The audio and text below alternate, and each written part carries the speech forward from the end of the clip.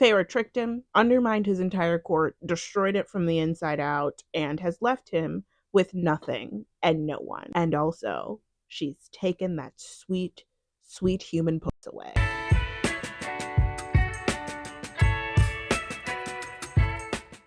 We are going to go ahead and get started.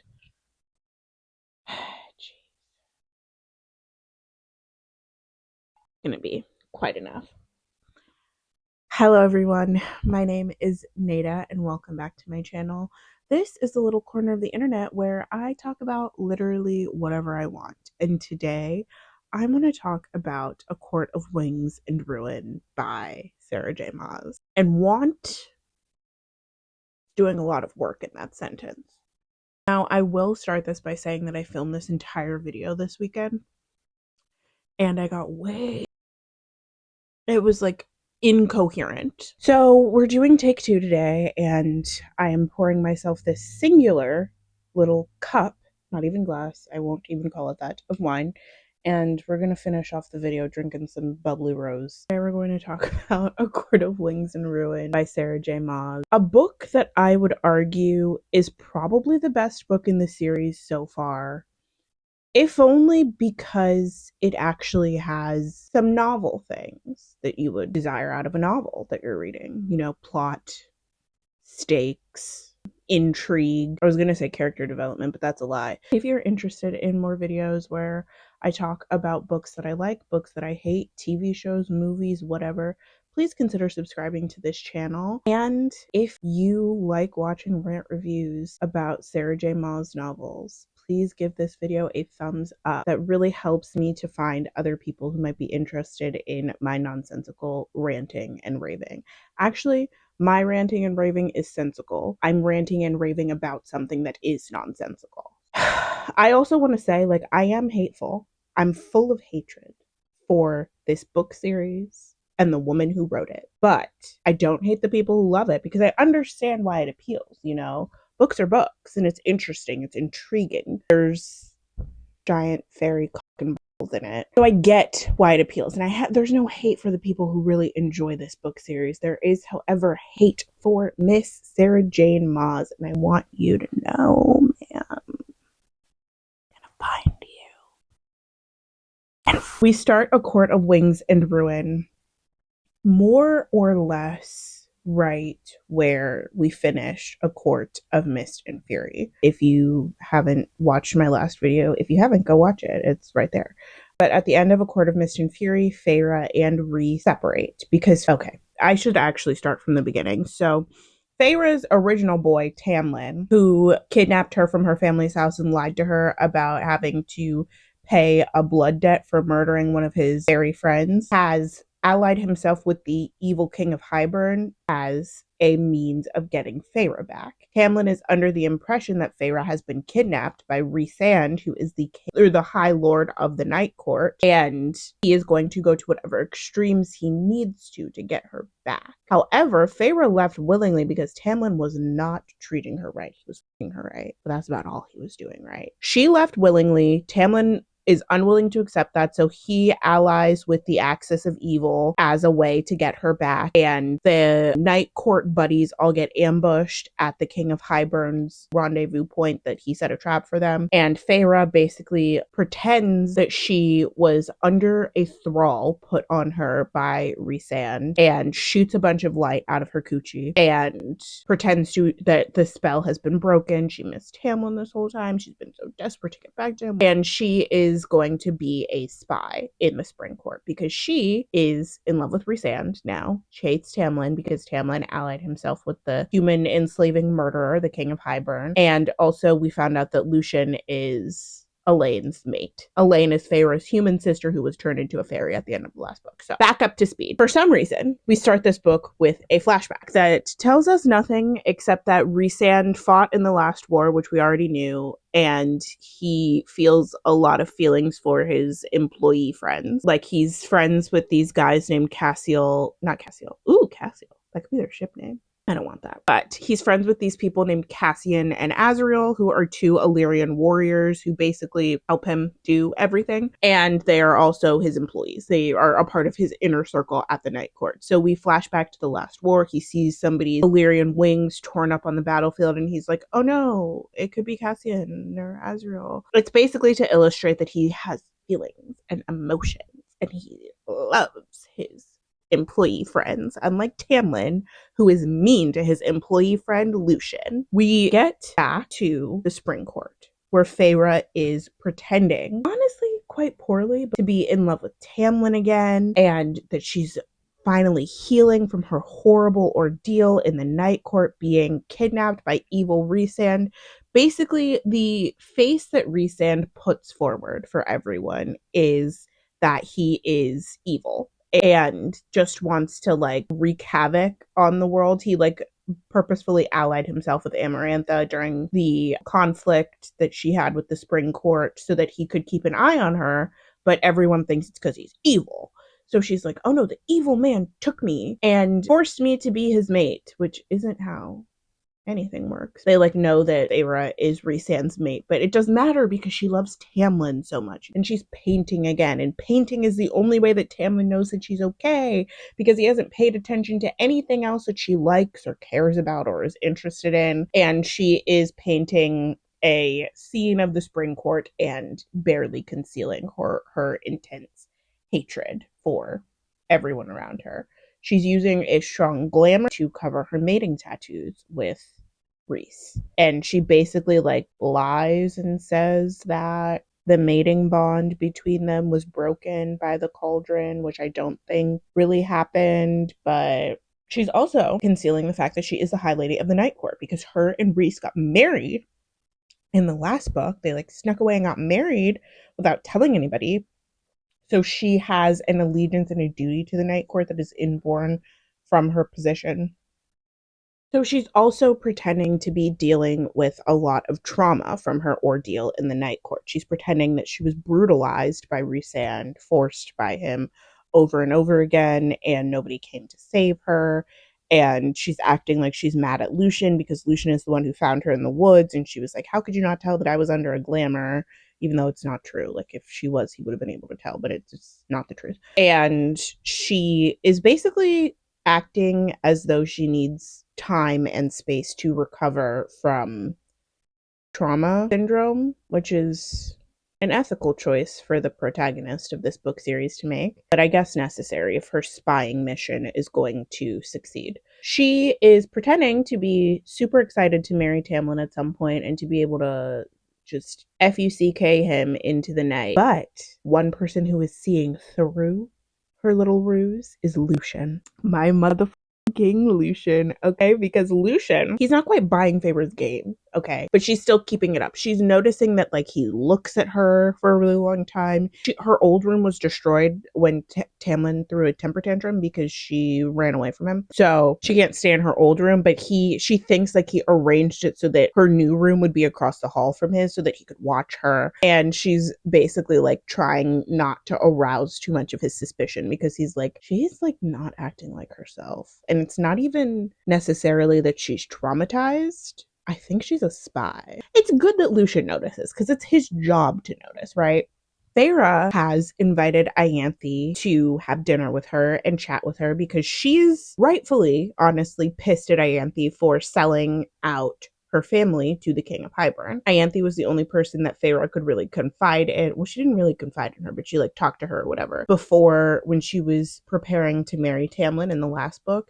And she told Ianthe all about her sisters and her house and where they lived. And she basically gave Ianthe her sister's address, social security number, and blood type on a silver platter. And Ianthe was like, bet, I'm going to give this to the King of Hiburn so that he can do what he needs to do with it. They have not spoken since the whole debacle with the King of Hiburn. So Feyre's like, call Ianthe, tell her to come hang out, see what she has to say for herself about what happened. Like, everyone's really sorry that Feyre's sisters were turned into fairies. was a very traumatizing experience to watch, and probably a very traumatizing thing for them to go through. And that wasn't part of the plan. She invites Ianthe to come talk and like whatever. Ianthe is basically licking her butthole, and Feyre's like, I know who you are, bitch. I got your number now. I trusted you before. She's like, fool me once, shame on you. Fool me twice, I'm gonna fucking destroy your entire life. Which I honestly kind of live for. Like, I live for this first segment of the book that is all about like Feyre sneaking around in spying on court, because something's actually happening. I understand her motivation, okay? I understand the stakes of the situation. If she gets caught, it's essentially a declaration of war on the part of the Night Court against the Spring Court, and it's going to start a whole other ancillary conflict to the one that they're already dealing with the King of Hiburn. So we know why it is important for her to remain concealed. I understand why she's doing it, because she wants to get revenge on all these fucks who put her sisters in a situation where they would be turned into fairies, when fairies are the beings that they have feared their entire lives and that they in some way hate. Now, what I don't understand is Feyre, once again, blaming Lucian for things that are not his fault. She's like, he should have come and got me. He should have protected me. He should have said blah, blah, blah, blah, blah, blah, whatever. All these things that he should have done in the past that he didn't do that aren't his fault because of his position. But we're going to get into that more later. She's just like, she's already pissing me off at the beginning of the book while I'm still rooting for her to destroy this entire place. I'm not really rooting for her because I kind of fuck with the Spring Court. And I feel like Sarah J. Maas like hates the Spring Court because she realized that Tamlin is not as interesting as he seemed in the first book.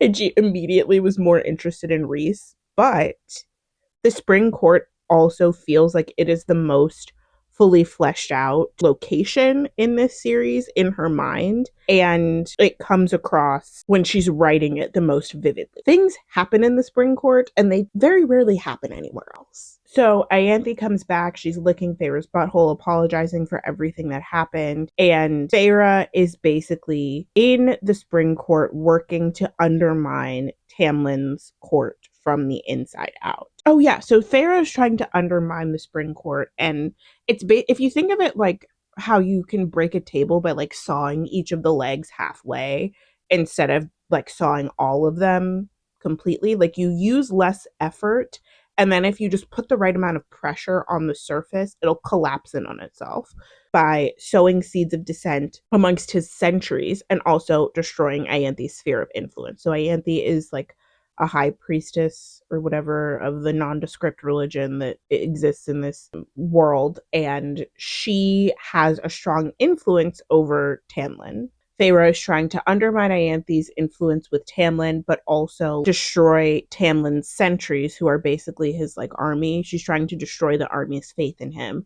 Because if Tamlin is anything, like he said this in the first book, he's a warrior. He wasn't built to be a high lord. He didn't think that he would have to, but then his entire family got slaughtered. So now here he is, a warrior. He is a general. Like that is how he sees himself. For Feyre to take away his army's faith in him is almost to like take away his entire sense of self. That is her goal. Tamlin also is like I know I'm a Tamlin apologist or whatever, but he is a fucking idiot this whole beginning section of this book for even for a second believing that Feyre was his again, or even for a second believing that she did not leave purposefully. Like he is so willing to delude himself, and for what reason? Like I don't even really know what's that interesting about her, you know. It could just be one of those situations where you like hyperfixate on someone, like you know they're not good for you, you know they're not nice to you, you know the relationship is bad. And I may or may not be speaking from experience, but you're still like, but I want them. I want what I want because I want it. Do you know what I mean? She hasn't been in your bed. She recoils from your touch. Yeah, she's allegedly traumatized, but like she's like snarling under her breath. I'm just kind of like, I'm like, you're buying this? Like nobody else seems to be buying this. Why are you buying this? They meet with Ianthe, and then soon the generals from Hiburn are going to discuss the strategy because Tamlin and the Spring Court are their new ally. So Jurian is back, and I once again hate him. I don't understand his character at all. He's supposed to be like ancient times Tamlin. Like if you think about Miriam and Draken and Jurian as like Tamlin and Feyre and ruse, that is the role that he is inhabiting. It doesn't make sense to me that he would be allied with Hiburn when he spent his entire life as a human fighting against this exact man. And the thing that he is currently trying to do still, which is trying to enslave humans with impunity. And Jurian, I mean, he was an eyeball for several hundred years, but like he still is a human. Like I don't get it. But he's back and I'm supposed to care about him for some reason. And I can never get that fan cast out of my head where somebody cast James Charles as Jurian. And so now every time he appears, that's how I picture him. He comes with Dagden and Branna, who are the prince and princess of Hiburn. They are the king of Hiburn's niece and nephew. They're twins. They're really giving twincest vibes. They're like kind of nasty. They are the commanders of the Hiburn army, and they're there to do scouting missions basically around the wall and see like where the weak points are. They're also daimati, like Feyre. So Feyre is wary of them because she like felt them trying to like probe into her mind and see what she was really thinking. And Rhys taught her how to like put walls up. It kind of is like whatever that thing that Snape was trying to teach Harry in Half-Blood Prince. That's what Rhys taught Feyre. He taught her how to like build up walls in her mind so that people couldn't read her mind. So she feels them trying to probe in, but Feyre is also a daimati because she got the power from Rhys. They're like probing in and sends a message back to them and she's like, I know you're in here. I'm not dumb, but she is dumb because she just totally showed her cards. She like got her hand and laid it out on the table and was like, this is what I have, guys. Does anybody have anything better than this? She could have done something clever and like constructed a false wall or like pretended like she was like no thoughts, head empty, or just like pretended like she was super traumatized. Now that they know that she's a daimati, they also know that she knows that they are daimati. So she basically is like putting a big target on her back and saying, I have a special power. They're probably like, where the fuck did she get this power from? She's like, I have a special power of being able to read minds and also protect myself from having my mind read. And I know that you're trying to read everyone's mind. So it's not smart, it's not strategic, but Feyre always has to get her power plays in. She always has to show people that she is stronger and smarter than she looks. Which, is she smart? That's debatable. So the plan is that Hiburn is going to move its forces into the Spring Court because the Spring Court is the closest to the wall and the human lands. And they are going to launch their assault from the wall. They're going to launch their assault on the wall from there. And Tamlin is going to move the people of the Spring Court to the eastern border. While I do think that there is a good sense of place in the Spring Court, it also almost feels like a barren wasteland. Like even in the last book when Feyre is visiting people and like trying to help them and trying to do stuff, and Tamlin is like, no, go back to the house, you're a woman. It still is like, are there only 3 people here? Which is ironic because spring is supposed to be the season of fertility, and so I would expect that there would be a lot of people in the Spring Court. But it just never feels like that is the case. So when he's saying that he's going to move the people to the eastern border, I'm like, what people? The ones that work in your house? That is one thing that I find a little bit confusing about this book, is that I have a very good this series. I have a very good understanding of the upper echelon of Prythian's world, like the High Lords, their partners and wives and whatnot. But I don't understand like what the quotidian experience in this land is. Like I just read Six of Crows by Leigh Bardugo, and in that I feel like I have you're amongst the people, like the dregs of society. I think they're literally called the dregs, but like the dregs of society. But then I also have an understanding of what it is, what the ruling class looks like, and who populates the ruling class, how many people are in the ruling class, what the stakes for the ruling class are. I'm amongst the ruling class in Prythian, but I would like to know who the normal people are. I guess I never will. I don't even know how big the armies in Prythian are because I'm like, how many people even live here? So the other thing about Feyre's like spying is that she's acting nothing like herself before she left for the Night Court. It makes sense that Lucian isn't buying this face that she's putting on because he was her only real ally during that like interim period after she was brought back to life. But before she left, he was the only real person who was kind of looking out for her in whatever way that he could. And he was watching her and he saw how much she was struggling. And he also knows what she was like before she was turned into a fairy, like how she was so rebellious and questioning. And she had this like irreverent streak within her. She comes back and she's almost being like overly submissive to Tamlin. It's so out of character for her. Like the woman who asked if she could be the high lady of the spring court would not just be like, yes, dear, whatever. She's not acting anything like herself. It makes sense that Lucian is like, this bitch is lying. So when Feyre came back from the night court, Tamlin promised her that things would be different and he wouldn't be like neglectful and mean to her anymore, which is what they all said. That's what they always promise. So she comes back and he's like, you can be more of a participant in the administration of the court and all of that. And so Feyre, Lucian, Dagden, Branna, and Jurian and some other like sentries go on a search mission at the wall because they're looking for holes in the wall to exploit like weak points that they can basically burst through to break the whole wall down and then get into the human land so they can enslave everyone. Feyre has this grand plan of like sticking close to Lucian and making everyone think that she's fucking him basically so that she can undermine Tamlin's trust. And so she's like touching him a lot. He's the only person that she lets touch her, which people are noticing, and she's like whispering to him innocuous things, but they're like, ooh, I wonder why they're whispering together, all that stuff. She's also collecting information on all of these missions. Like Tamlin has allowed her more access, but it's to his detriment because she's using this access to collect information on what the Hiburn plans are so that she can send the information down her mating bond with Rhys back to Rhys and the inner circle in the night court. But she can't do that too often because apparently like the mating bond makes you smell, and like they think that the mating bond was broken, that she still smells like Rhys. This is so fucked up, but also like speaks so much to Sarah J. Maas's breeding fetish. They think the bond was broken, but the reason that Feyre still smells like Rhys is because he nutted in her a bunch when he was brutalizing her. Which is like, to say it out, because like Sarah J. Maas uses a bunch of euphemisms when she's talking about this stuff, but like to say it plainly the way that it is, they think you smell because you're full of nut from your kidnapper.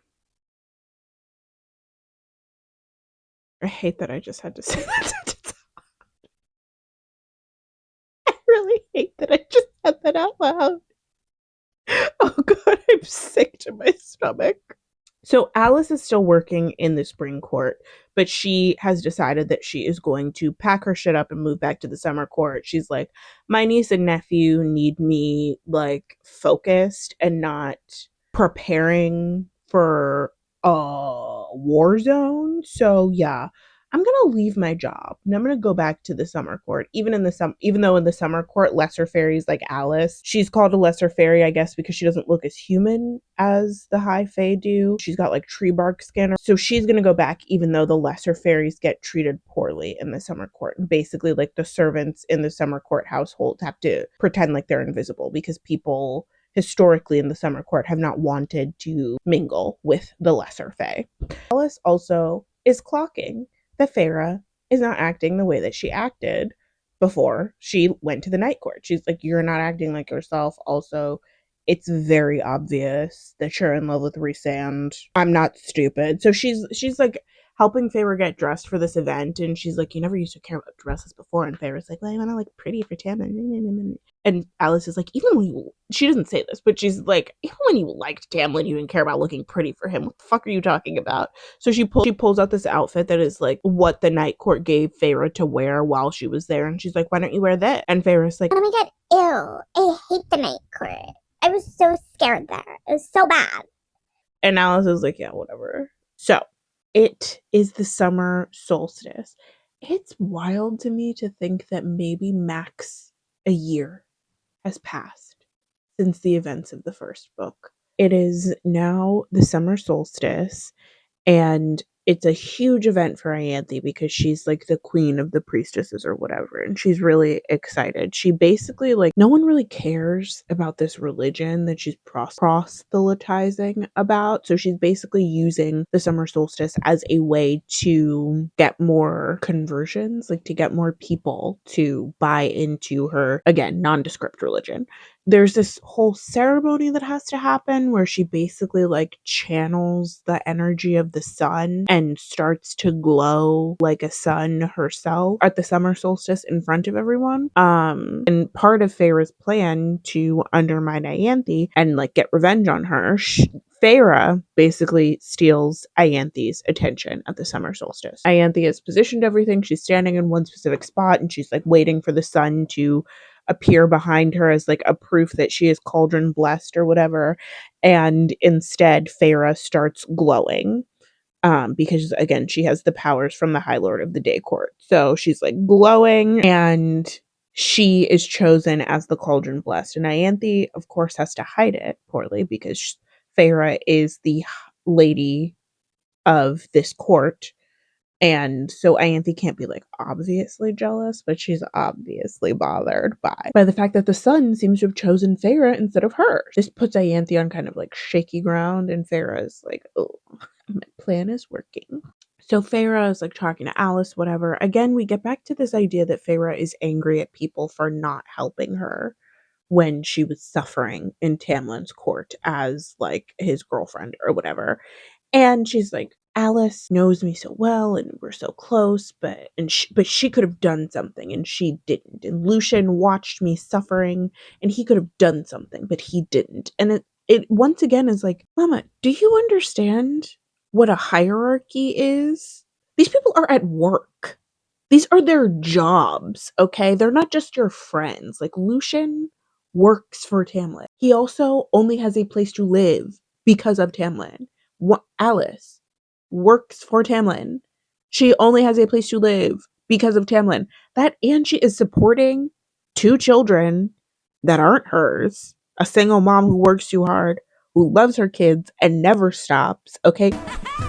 She can't lose her job. This is like if Princess Diana's lady in waiting or Prince Charles's steward saw how depressed she was during her marriage to Charles, and they went to the king and they were like, "Hey bro, Mama is sad." They have jobs to do, and their jobs are not protecting Feyre, the girl who wants to put forward an image like she can take care of herself, but also wants people to know that that's not the truth and wants them to come to her rescue. Like she's so annoying. I hate her.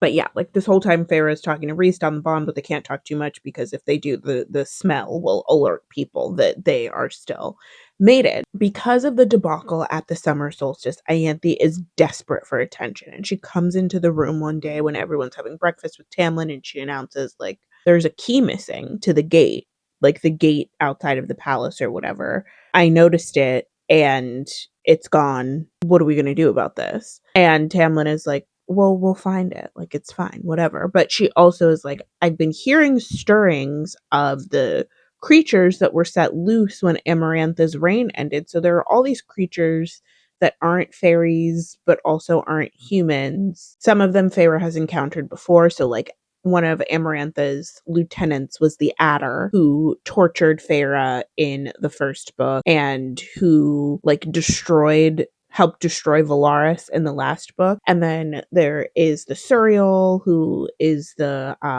magic 8-ball of this universe. There's the like Weaver in the Woods, all that. There's all these creatures, right? And so Ianthe is like, I've heard that the Naga, which are these lurk in the woods on the edge of the palace and like in the Spring Court territory, and they are nefarious because they were aligned with Amarantha. So Ianthe is like, one of them might get into the gate. Like, we don't know. They could kill something. They could do something horrible. The key is missing. We should really get on this. And Tamlin is like, we're going to do that. But once again, he is a shell of the man that he once was. And he has no ability to take care of anything. So Ianthe is planting seeds, right? She's like, I'm going to let you know that the key is missing. I'm going to let you know that there's these monsters that may or may not be threatening us.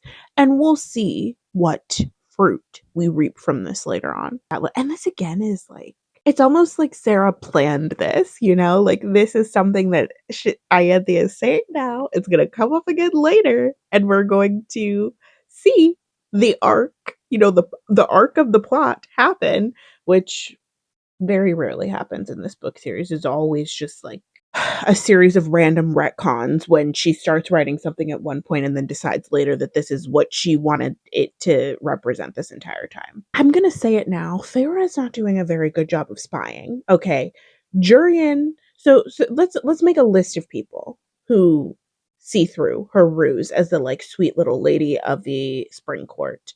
Lucian, who makes sense because he knew her the best. Alice, again, makes sense. She was very close to her. Dagden and Branna, because they're like, she's a Daemati. She also has Daemati skills. Like, someone would have had to have taught her how to do this. We're going to keep an eye on her. And now Jurian. So 2 of those people could be on her side. Well, she hates Lucian because she hates everyone in the spring court. But 3 of them are fully aligned with the evil human hating king of Hiburn. So Jurian says to her, he's like, how do I know that you're not secretly a spy for the night court? I mean, Rhysand is your mate. And this whole time, Feyre has been trying to like defend all the mate allegations by being like, you know, it's just like a physical response that you have to someone. I didn't want him to be my mate. But even though to date, like all of the mating bonds we've seen in this series so far are very intense, loving connections between 2 people who basically have met their soulmates. I'm trying to make sense out of nonsense and I shouldn't. Jurian also is seeing through her horrible lies and he tells her, he's like, I know Rhys. Like, you just got here, but I've been here. We fought side by side against Hiburn in the original war, and he did some heroic shit for me, saved my life, not because he had to, not because it was like he like went out of his way basically to help Jurian. And he's like, we were friends. Like, I know he's not the evil person that he portrays himself to be as a way of protecting the night court. I know he's more complicated than that. And he probably wouldn't have done any of the stuff that you're claiming that he's done. Feyre is like, well, I hate you, Jurian, so I'm not going to tell you the truth. Also, you're aligned with Hiburn, so why would I tell you the truth? But it's basically like a power play that Jurian is making. Jurian is like talking to Feyre and posturing whatever while they are on another scouting mission at the wall. So while they're there, some humans come through the hole in the wall and they basically want to serve the fairies. There are some humans who live above the wall as like almost like it's hard for me to explain because I don't entirely understand it. For ones, I don't think it's Sarah's fault. Like, I think I just don't get it. I think they're like devotees to this religion that worships the fairies as gods, but basically they're like used as like servants, slaves, all of that stuff. And they choose to be there because they worship the fairies. So these humans go through the wall and they want to be taken by some fairies. They're like, hey, we're here to serve you. We love you. We worship you, whatever. And Dagden and Branna see them, and Dagden and Branna are evil. So they're like, oh, yay, we are going to torture them. And they are trying to use their Daemati powers to trick the humans into thinking that they are these, like, they are the, like, kind, beautiful fairies that these humans who worship them think they are. But Feyre uses her Daemati powers as a counterattack and shows them all of the horrible things that she's experienced since she's been in Feyre. Like, she came there as a human, she watched Claire better get slaughtered, she was murdered by Amarantha, and like every bad thing that could possibly happen to them living above the wall. She like tells them in her mind, get as far as you can, take all your friends and family on a boat, get to the continent because the king of Hiburn is coming and he's about to try and enslave a bunch of humans. So they run away from Dagden and Branna, and Dagden and Branna get really mad because they're like, oh, we wanted to torture them. Like, they looked so fun and stupid. A bunch of stuff happens in between this instance and what comes next. But we're just gonna yada yada over it and get to the important stuff. So at some point later on in the story, after Dagden and Branna have been boarded by Feyre, they are doing another scouting mission with Lucian and Feyre are together on the other scouting mission, and they come across the tortured bodies of the 3 humans who had tried to come over the wall as like tribute. They know that Dagden and Branna have sought them out specifically and somehow either gone over the wall themselves to go get them or somehow somehow like lured them back, but they know that they got those specific humans, tortured them horribly, and left them for Lucien and Feyre to find. So Lucien and Feyre, who have had like slowly been growing respect for each other, a grudging affection for one another over the course of the book, they team up to send the bogey, who is one of these creatures, after Dagden and Branna. And Dagden and Branna are like being chased by the bogey or whatever. Tamlin gets really mad at both of them because he's like, these are our allies. I know they're dumb. I know they're evil. I know they caught and tortured those humans for sport just to get back at you, but you have to like take it to the chin. They're our allies in this war.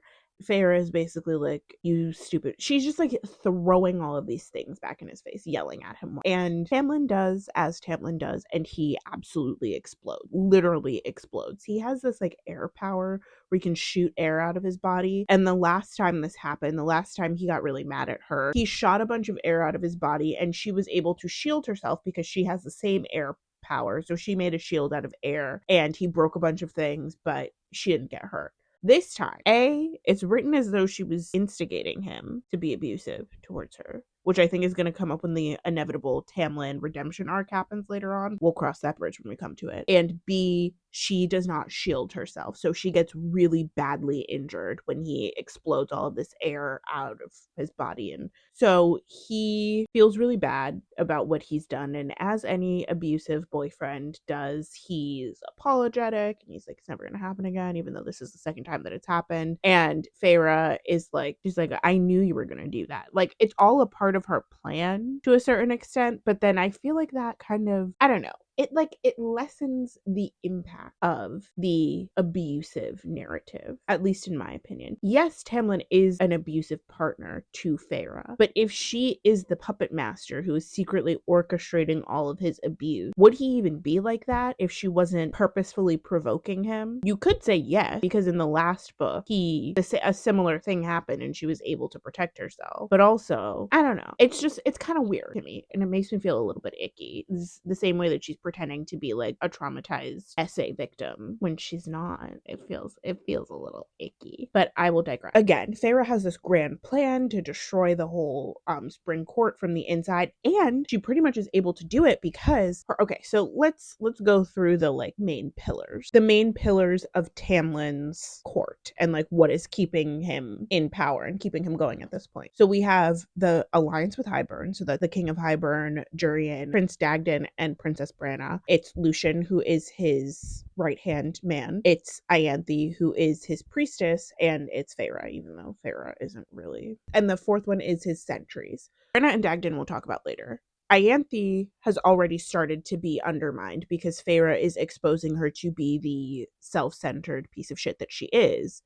And Lucian has been undermined because there is a rumor going around that him and Feyre are sleeping together. Tamlin doesn't really trust Lucian, and he's isolated because he doesn't have Lucian, he doesn't have Feyre. So he only really has Ianthe and his sentries as people who he can trust. The pillar of Lucian has been knocked down, but the pillars of Ianthe and the sentries are still technically standing. So remember when we talked about the key that went missing a little bit earlier, the like seed that Ianthe sowed? So she comes to reap it. There is news that there was a Naga attack in the palace, in the town, wherever. I don't really know exactly. People got hurt, people died, things were broken. I don't remember exactly what happened. But the sentry who was on duty, the person whose key it was that was lost, is taken by Tamlin, and he's going to be whipped for his negligence that has caused the Naga to break into the town and hurt people. And so Tamlin is like, you have to accept these lashings, and it's really sad and also humiliating for this sentry. And like throughout this part of the book, Feyre has been like undermining the sentry's trust in Tamlin in other less important ways, but this is like the main attack. At the like right before the whipping is about to begin, Feyre demodis into the sentry's brain, and she's like, don't you remember what happened that night that you lost your key? And Ianthe is there. She's like, again, Tamlin's right-hand woman. She's handing him the whip. He's getting ready to whip the sentry, and the sentry points up to Ianthe, and he's like, she took it. She took the key. I didn't lose it. I didn't fall asleep on the job, because the idea is that he like fell asleep on the job, and that's why the key got stolen by the Naga. He's like, no, I remember now. I saw her coming, and then I guess I nodded off. It's implied that Ianthe like glamored him or whatever to fall asleep, but he's like, I saw her coming. She took the keys. And Feyre knows that she took the keys and gave them to the Naga, but she's like, is Ianthe going to admit it? No, she's not, because she's a hateful bitch. Or is Tamlin going to take the sentry's word for it and go against Ianthe? As Feyre expected, Tamlin decides to believe the person with more rank and status, Ianthe, and he's like, I'm gonna beat you anyway, because Ianthe is like, I didn't do that. Why would I steal the keys and give them to the Naga so that the Naga could break into the spring court and destroy a bunch of things and kill people, and I could be the hero because I was the one who noticed that the key was gone, and I was the one who told everyone that the Naga may or may not break into town. Why would I do that? So Tamlin is like, yeah, no, I don't believe you. It's not the truth. And he whips the sentry anyway, even though all the sentries believe him, because they're like, he would never fall asleep on the job. Like, that doesn't even make any sense. We trained for years. How would he do that? So they all have to watch this guy get whipped and punished anyway, even though it's clear that Ianthe is the one who did it, and nobody really trusts Ianthe anyway because she's weird and she's got evil face. That destroys the relationship that Tamlin has with his sentries, and his sentries are his army. Again, he's the consummate general commander, whatever. They're the only thing that he has. He still has Ianthe technically, but he doesn't have his sentries. He doesn't have Lucian, and Ianthe is creepy. Next up, we have the alliance with Hiburn, Dagden, and Branna. The final part of Feyre's plan, she's like, well, if the people don't trust Ianthe and the people want her gone, then at a certain point Tamlin will have to get rid of her. So that's gonna come into play at some point. But her major plan is that on their next scouting mission to the wall, she has implanted the memory into a sentry's head that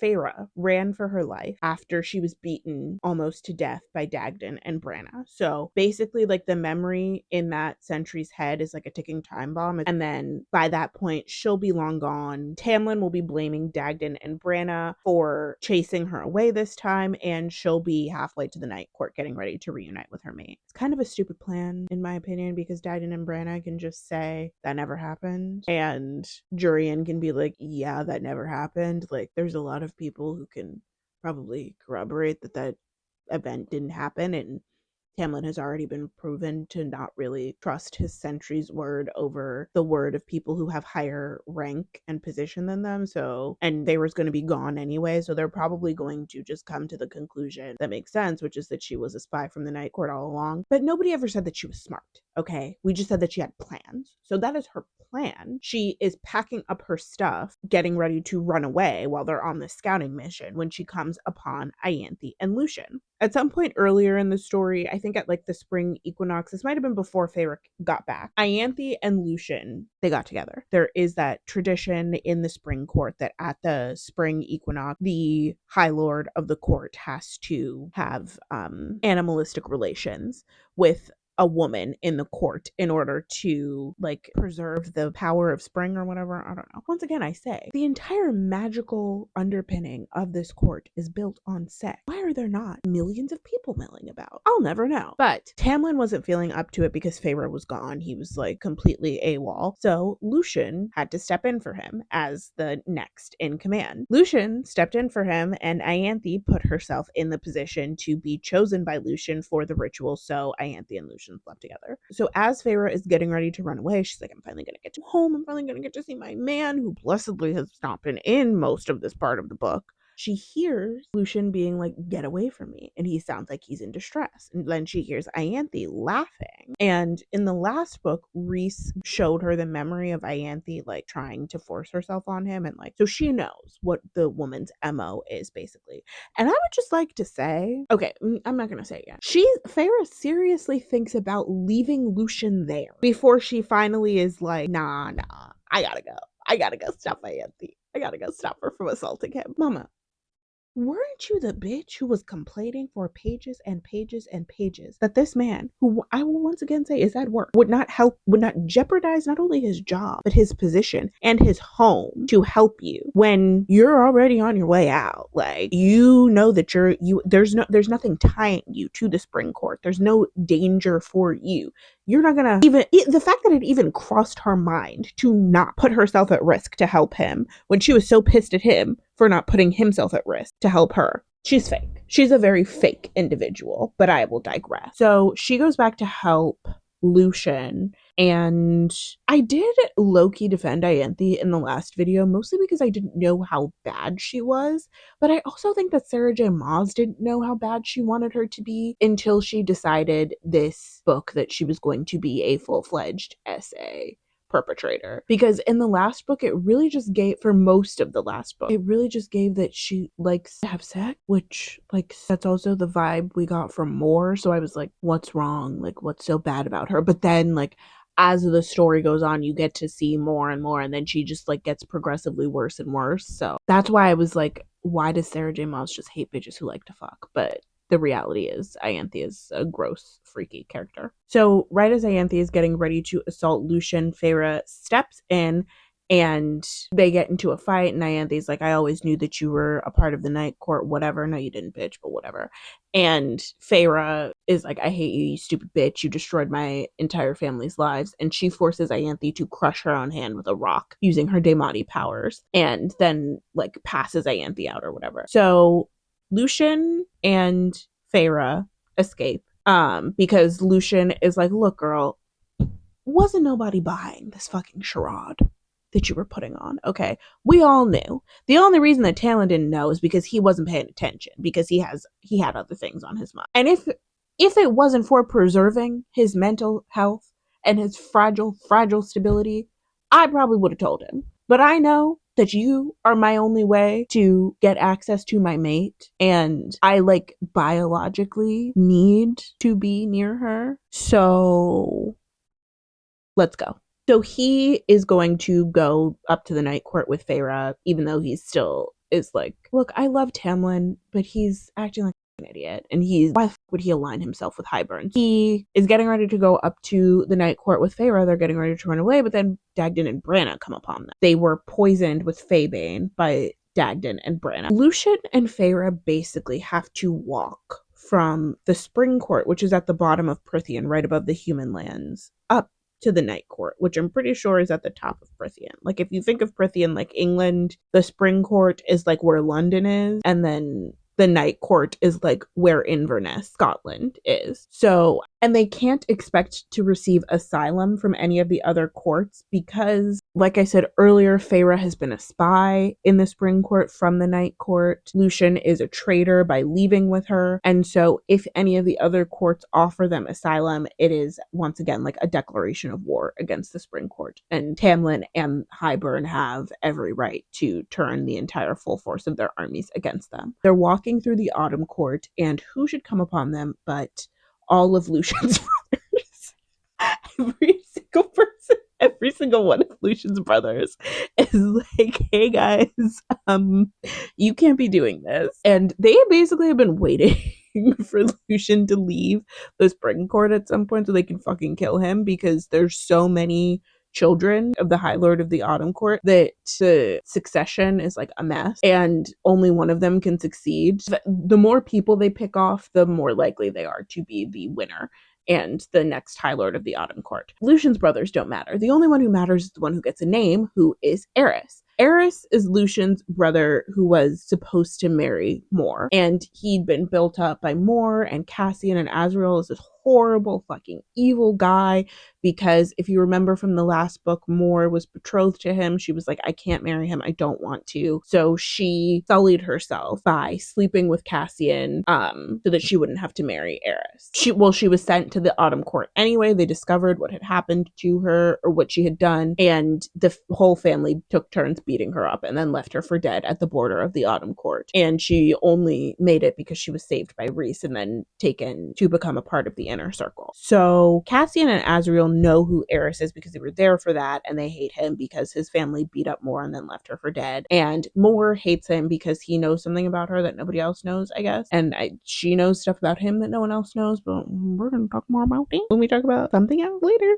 So all of the brothers are in the Autumn Court trying to capture Feyre and kill Lucian, but Feyre and Lucian manage to fight them off, and Feyre uses her fire powers, which Eris takes notice of, and he's like, wait, my dad she's not a part of the Autumn Court, and she has the same fire powers that my dad has. So Eris is smart, unlike Feyre. Feyre and Lucian then continue on to the Winter Court, and they're fucking exhausted once again. Oh yeah, because the Feybench, so they still can't winnow. They walk into the Winter Court, and they once again are ambushed by Eris and the band of brothers on a frozen lake. They're in the midst of fighting off Eris while Lucian is fighting all his other brothers, which, like, now I kind of understand why they wanted to kill him so bad, because, like, Eris is super strong, so he's fighting Feyre, who's also super strong, but Lucian is able to take all of his other brothers at the same time alone. Like, that means that he is also super strong, and that's probably why they were all like, yeah, we gotta get him up. But in the midst of the fight, like, as it looks like they're about to lose, Cassian and Azriel Deus Ex Machina their way out of the sky and come to save Lucian and Feyre. So again, they fight off Eris and the brothers, and Cassian and Azriel are like, we fucking hate you, Eris, because you almost killed more. And Eris is like, you don't know what you guys are talking about. None of you were there. Only I was, and my brother. Bye. So the brothers go back to the Autumn Court, and Cassian and Azriel fly Feyre and Lucian back up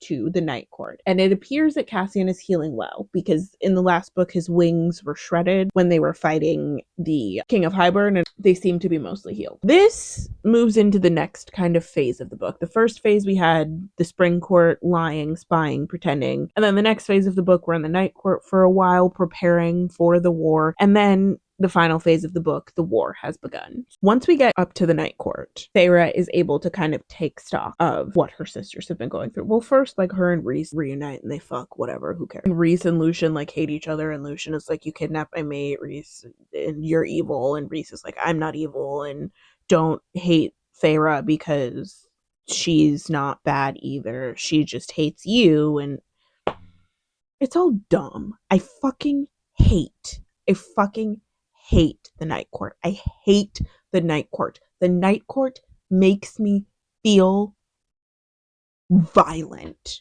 Anytime we have to spend any amount of time in the Night Court, I feel this violent rage because it sucks. It sucks. This is an oligarch and his group of sycophants who just worship the ground he walks on. There's no critical thinking about anything that he says or does, and then they act like everyone else is insane for not liking him, even though he is a rude asshole.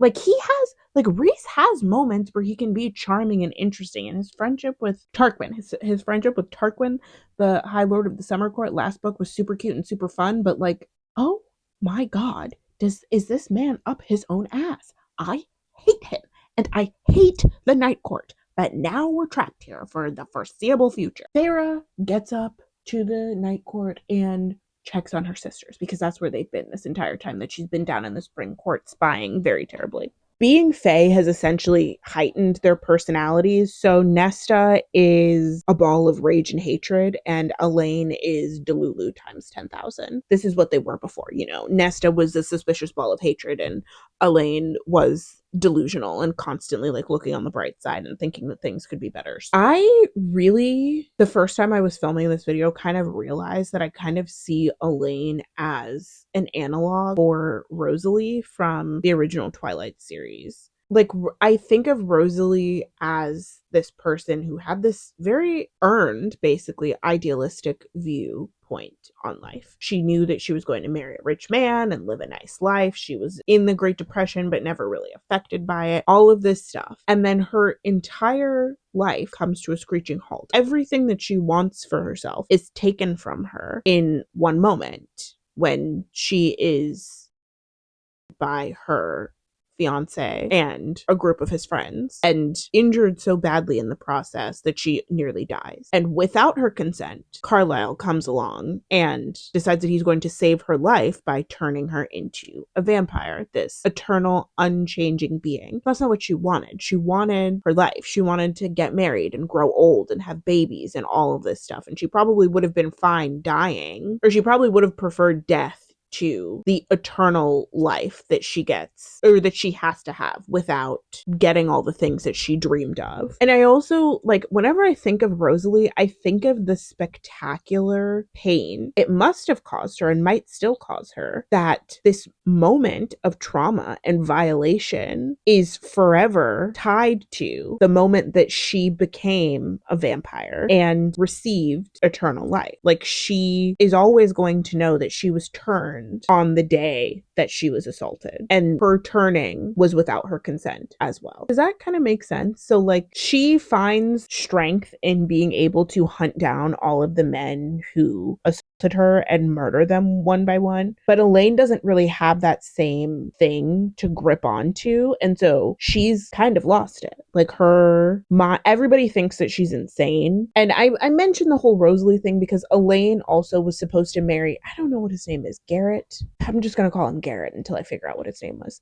But Elaine was supposed to marry Garrett or whatever his name is, and now she is a fairy. She's living this eternal life, and she's forever going to be this thing that the man who she thought was the love of her life hates and is disgusted by, and she's never going to get to have the life that she expected to have with him. So she doesn't have the thing to hold on to that Rosalie had, which is revenge, because she is basically being told by everyone that the King of Hiburn is so powerful that it's impossible to get revenge on him. So she can't plot the same way that Rosalie does and that Nesta does, really, because Nesta is the one who made the death promise to the King of Hiburn in the last book. What she does have is time to absolutely fucking lose her mind.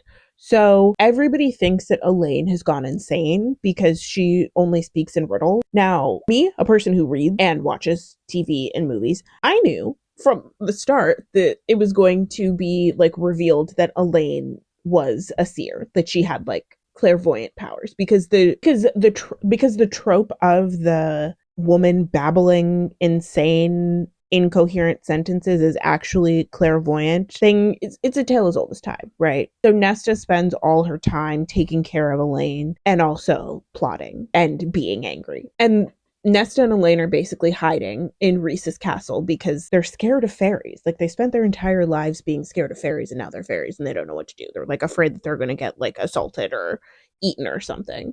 Yeah, Feyre is excited to be back with Ruse, but I don't care. They're gonna have sex. It doesn't matter because we're gonna get back to the plot. Isn't it so like novel that there's one of those in this? God, the books keep getting longer, but less and less is happening in them.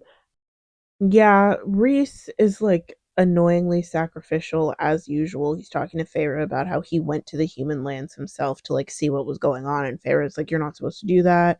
You were in enemy territory. I was supposed to be getting information," and Ruse is like, "Well, I had to." It doesn't matter. It just like comes across as very sanctimonious, and I don't like him. Then they get into the hallway or the living room, whatever, of the house in Valaris, and everyone is ganging up on Lucian because Lucian is pissed at Feyre for lying and being a secret spy for the Night Court. Everyone is like, "You stupid fucking bitch. We're gonna fuck you up if you're ever mean to her again."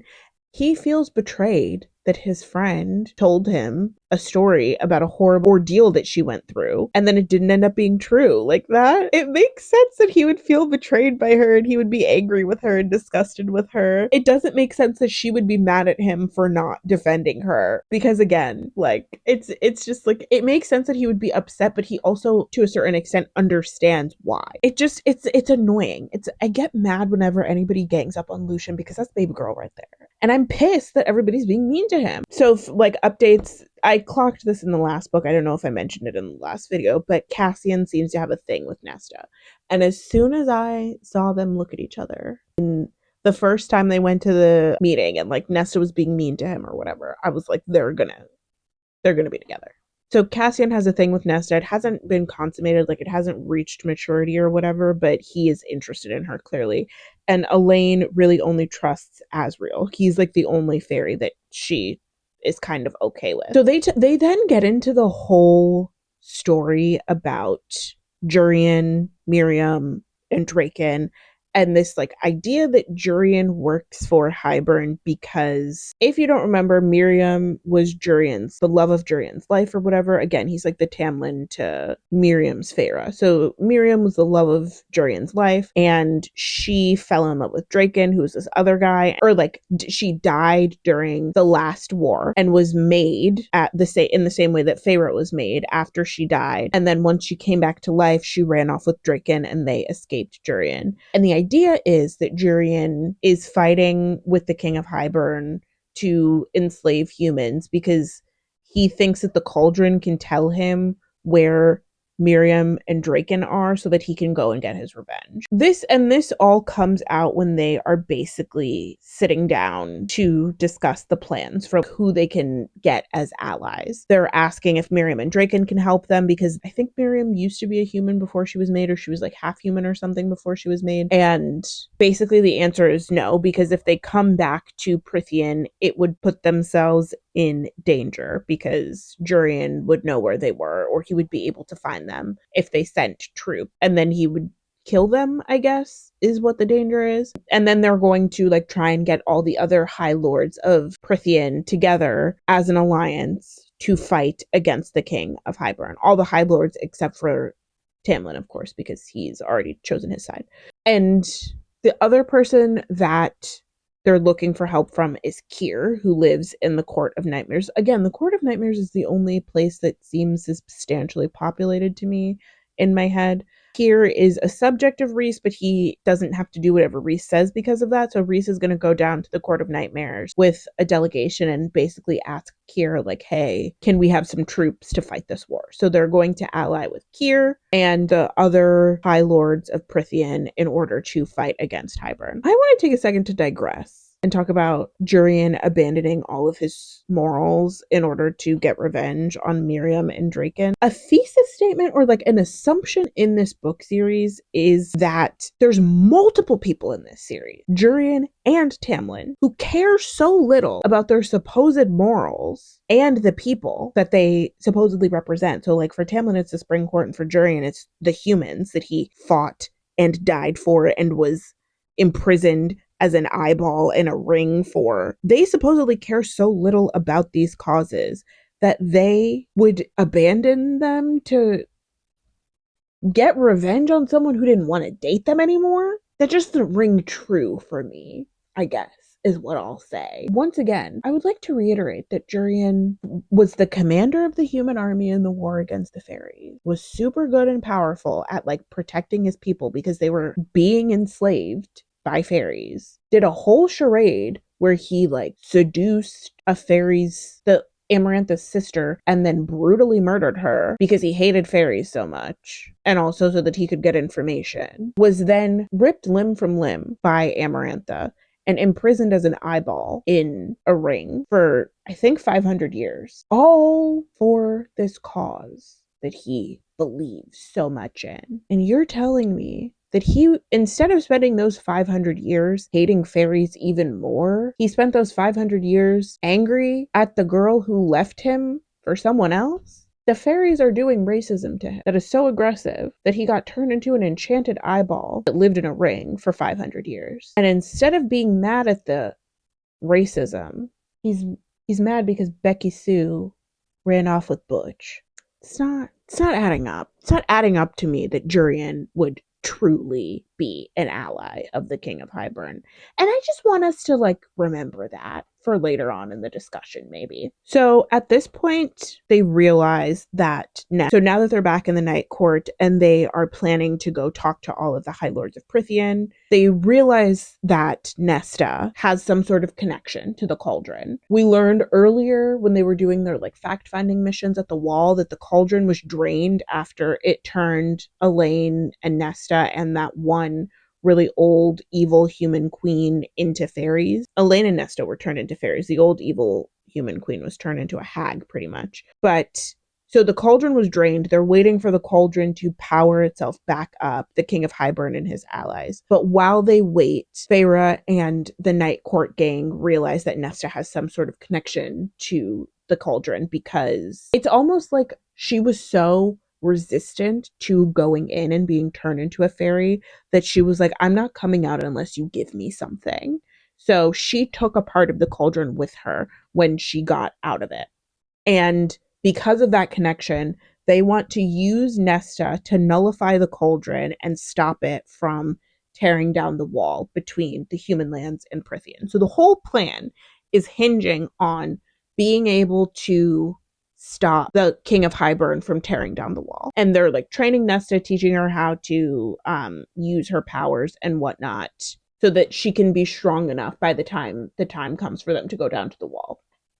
Okay, so they also realize that Elaine is actually not crazy, as I mentioned before. And they realize that she's not crazy because what she says, like, she's talking about an extra mortal queen. I think there's like 6 mortal queens or 7 or whatever. Or there's 6 and 5 showed up in the last book, and then one of them got murdered. So right now there's 4. But of the 6, one of them was missing, and it turns out that her sisters had sold her to an evil lord who put a curse on her, and she turns into a firebird every night. And this is the moment when I realized that this book series was supposed to be a hodgepodge of a bunch of folk tales and fairy tales and not just like... See, for some reason I thought that the first book was just a Beauty and the Beast retelling and then the rest of the books were going to be completely original, but no, I was wrong.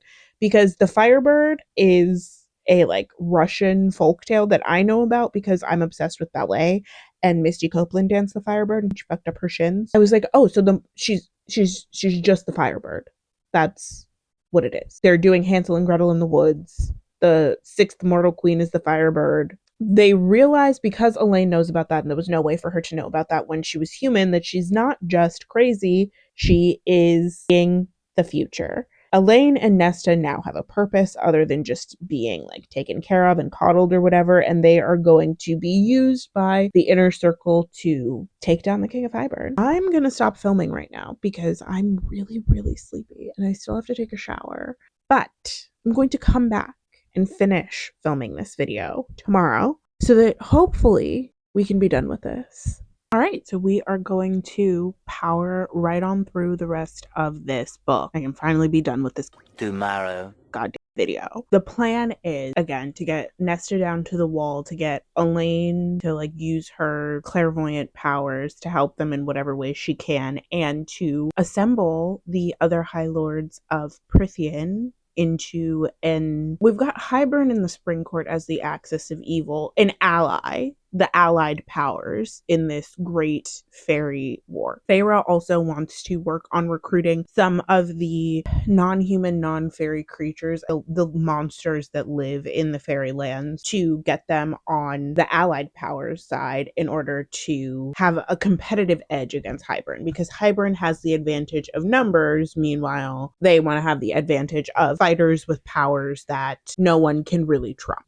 So the first stop for them is the bone collector, or the baby necromancer, as I like to call him. They go back to the prison to talk to him, and they're like, hey girl, can you fight for us? And he's like, I will if you get me the Ouroboros mirror. The Ouroboros mirror, they don't know why he wants it or what he wants to do with it, but he's like, yeah, I'll fight on your side if you get it for me. So they have to do a little fetch quest where they go get the Ouroboros mirror. So basically, the Ouroboros mirror doesn't really matter right now, but it's basically just like the mirror from Harry Potter that's in the room of requirement. Like, you look in it and it gives you some secret, and then you leave. If you manage to escape, you leave stronger. So the Ouroboros mirror used to be with Striga, who is the weaver in the woods and who is the bone carver's sister, but now Kier has it for some reason that I don't exactly remember. So they're going to go down to the Court of Nightmares to Kier and not outright ask him for the mirror, but they're going down there under the guise that they need his help to get soldiers to fight Hiburn, which is true. They do need his help to get soldiers to fight Hiburn. So they go down there and they have an audience with Kier. They're like in the Court of Nightmares talking to him. And who, Moore's ex-fiance himself, Eris. Eris pops up and he's like, hey guys, I am willing to be a spy for you in the Autumn Court. And everyone's like, ew, Eris, go away. We hate you. Shut up. And Eris says, he's like, well, I could be a real asset for you. Like, his dad, Baron, isn't really decided on whether or not he is going to side with the Allied powers or the Axis powers yet. So Baron is like on the fence, and Eris is the oldest son, so he's the most trusted one. So he's like, if you have me on your side, I can help you. And they're like, what is your motivation? They still think that he's evil. Just kind of crazy to me, because like no one in this book who is presented as being a one-sidedly evil character, except for the King of Hiburn and the Prince and Princess of Hiburn, are actually one-sided evil characters. Oh, and Ianthe, I guess. But like, kind of like, why would he even be down there if there wasn't a good reason for him to be there? What benefit does he have to lie to you? Like, the Autumn Court people, they're very much blunt force type of people. The idea that Eris would be lying to them about wanting to be on their side doesn't really add up to me, but they are essentially suspicious of everyone who isn't in the inner circle until they prove themselves. Moore is pissed. Moore is like, you're gonna believe him? You know he's a bad person. You know how much he sucks. He left me to die. And Eris is like, you don't know everything that there is to know about that night, so why don't you shut up? I'm like, well, yeah, she doesn't know everything there is to know because she was beaten half to death, was passed out. But okay, I guess we'll find out. I guess when your retcon redemption arc happens, we'll learn what there is to learn. Moore is also she's mad at Rhys for, one, accepting help from Eris, and two, agreeing to Kier's terms to help him.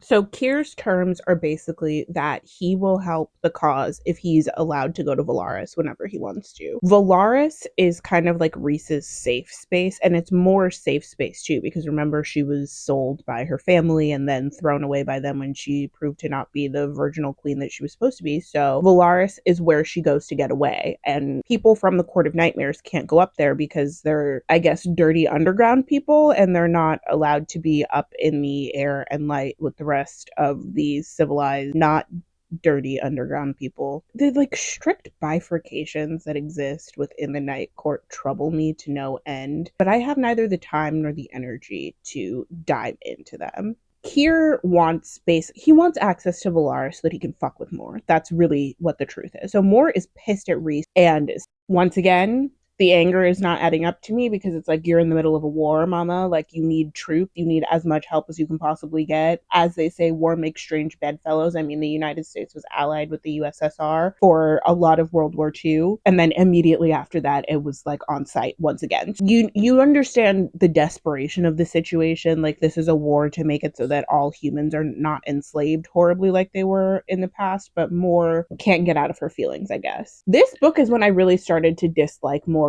character, and I think it's because Sarah does not know what she wants to do with her. The first book, she was presented as this kind of like funny, clever, irreverent, cheeky young woman who is one of the smartest people in the Night Court, and thus is Rhys's third in command.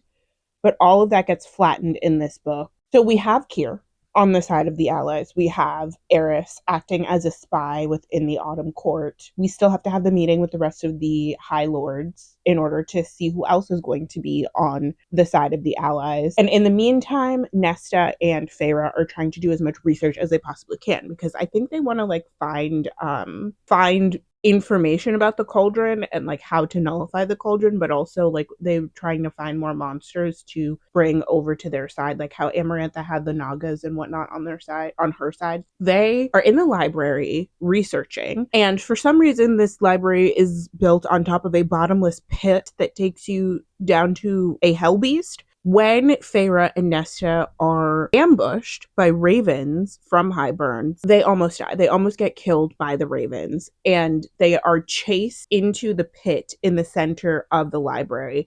And they discover that there is a creature that lives down there, and the creature's name is Bryaxis.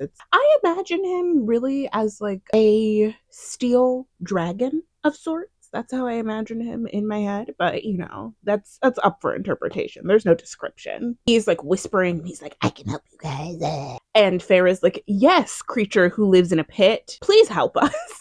There's no other help that's coming in 3 seconds because nobody else lives in this house and it's just us alone. So she makes a deal with Bryaxis that if he saves their lives, the next time she goes to see him, she will bring company. So he's like, okay, cool. And the deal is sealed by the appearance of a tattoo on her body. Well, within 3 seconds, Rhys is there and he kills the Hiburn ravens, and Feyre has now made a deal with an immortal being. But now they know that there's another monster that could potentially fight on their side. After this happens, we learn that Hiburn has launched an attack on the Summer Court. Now, the girlies at the Summer Court are still fucking pissed at Rhys, Feyre, and Amren because the last time they went there under the guise of like being friends and building bridges. And because Tarquin is such a young High Lord, they were like, we're going to be your first allies. Yay. But then they immediately stole from him a serious piece of ancient knowledge, and he wasn't happy about that. So he put out a hit on them. He put the blood rubies on their head, and basically if they ever set foot in the Summer Court again, somebody can kill them. So the Summer Court is under attack, but Rhys is so noble that he's like, I don't care that there's a blood ruby on me in the Summer Court. We're gonna go send help. Everyone in the Night Court flies down to the Summer Court as fast as they can. Mor and Feyre are fighting off the Hiburn soldiers, and Feyre is like getting her first experience in battle, and she's using her water powers, goes to find the King of Hiburn. Rhys is like, I'm gonna kill him. So he finds the King of Hiburn on a boat. He's getting ready to kill the King of Hiburn, and it turns out that he's just an illusion. Feyre goes to talk to Tarquin. So Feyre goes to talk to Tarquin, and she's like, hey, girl, remember when I robbed you last year? Like, no hard feelings, right? He's like, no, the feelings are hard. I'm very upset about that. You made me look horrible. He is, again, the youngest High Lord. He's only 98 years old. All the other High Lords were, alive for the last war. And he's only High Lord because his uncle, I think, or cousin got murdered by Amarantha under the mountain. So, he has a lot of proof. He also has these, new age ideas of equality and abolishing racism and not keeping the lesser fairies as slaves. So, he's still mad, but I think he, takes the blood ruby price off their heads because they came to help. And he's like, y'all can leave. Thanks, but bye. Which, honestly, I can't blame him. I can't be mad at him. He's my king. I literally love him so much. All I want is for Tarquin to, appear maybe 3 or 4 more times.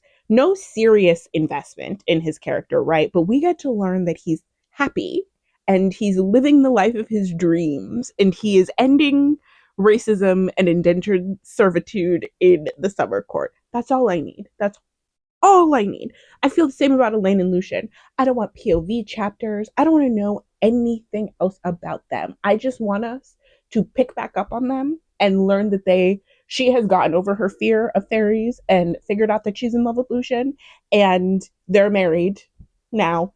That's all I want. I don't want her to write anything else about these characters. She's already taken everything from me. I can't have her take Tarquin too.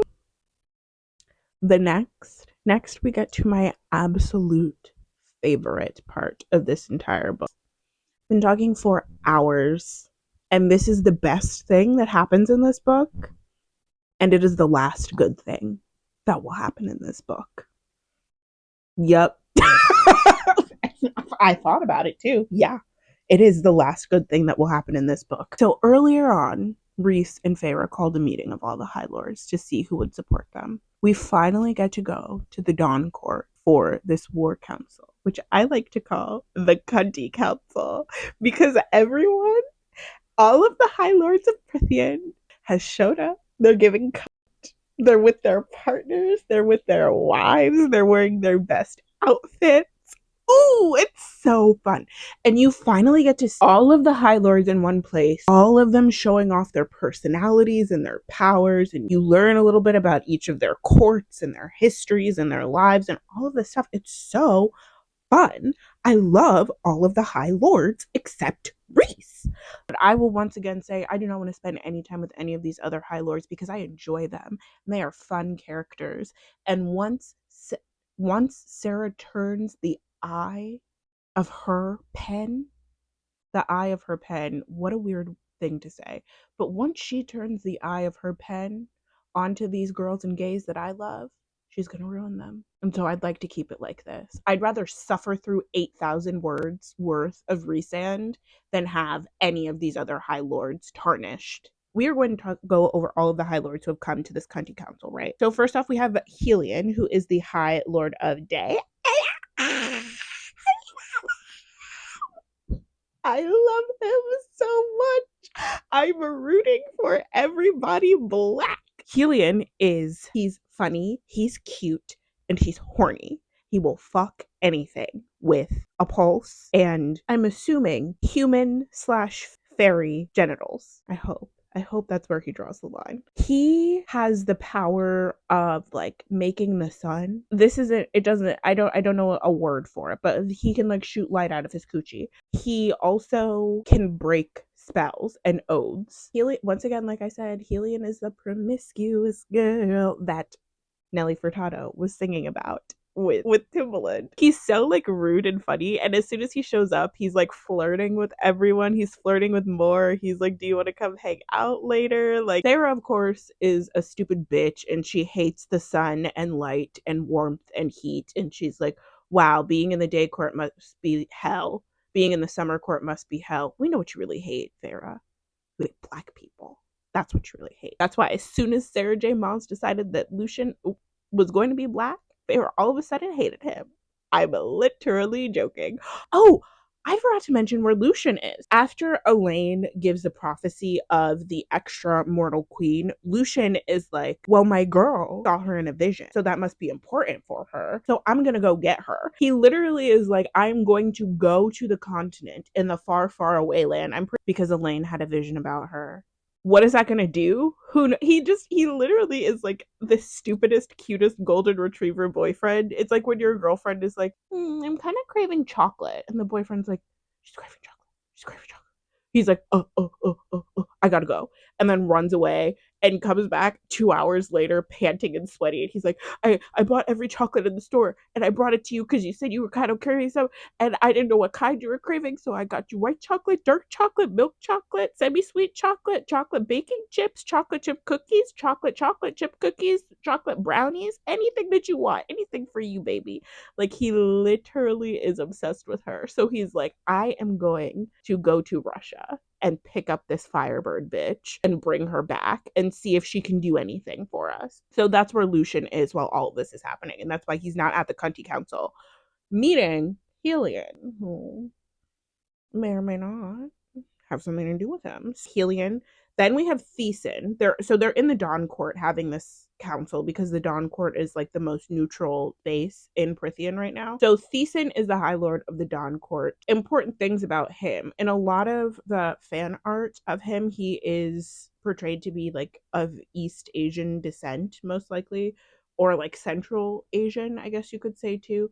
Look, there's a lot of people who are ascribed as having East Asian features because they have like, a lot of people are ascribed to being East Asian because they have a monolid, when there's like people who look like that in Uzbekistan and Kazakhstan and Russia. All of these like Central Asian / Far Eastern European countries have people who look like that, but we, for some reason in the West, only call them East Asian. It feels like if he has a monolid, like people think that he's Asian in some way.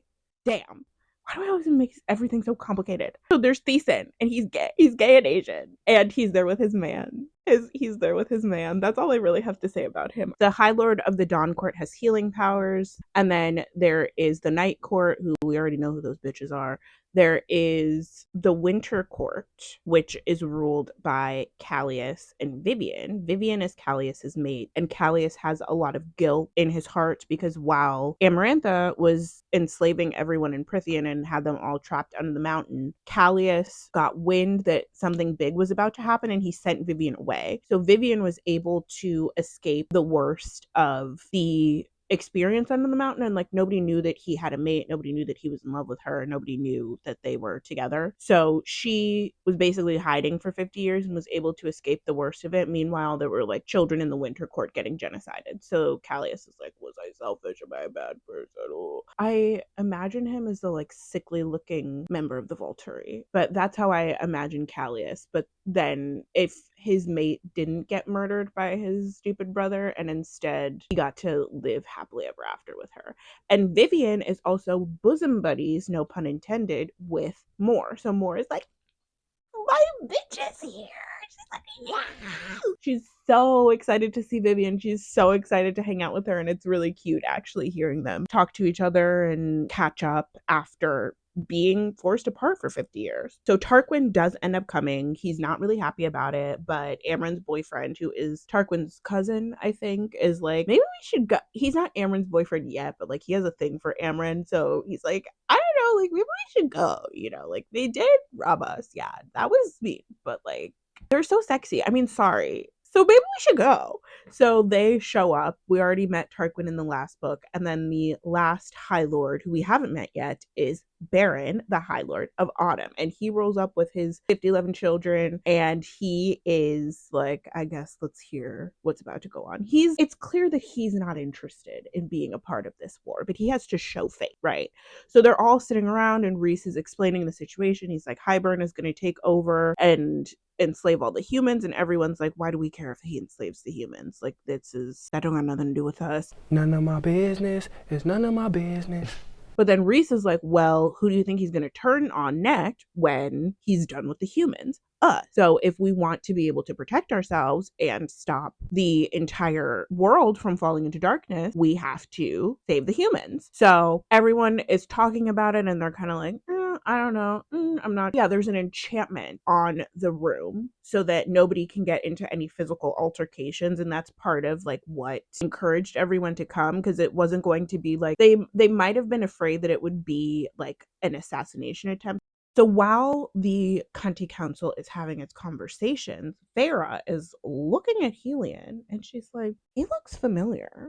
And not in like an all black people look the same kind of way, but just like, what did he look like? So she's like sitting in the corner thinking, and then she realizes, wait, he kind of looks like Lucian, my friend from the Spring Court. And then she's looking at him. She's looking at Baron, who's pale as and all of Lucian's other brothers, and she's like, wait, they're all pale as fuck too. Lucian is like really tan. Is Helion Lucian's real father?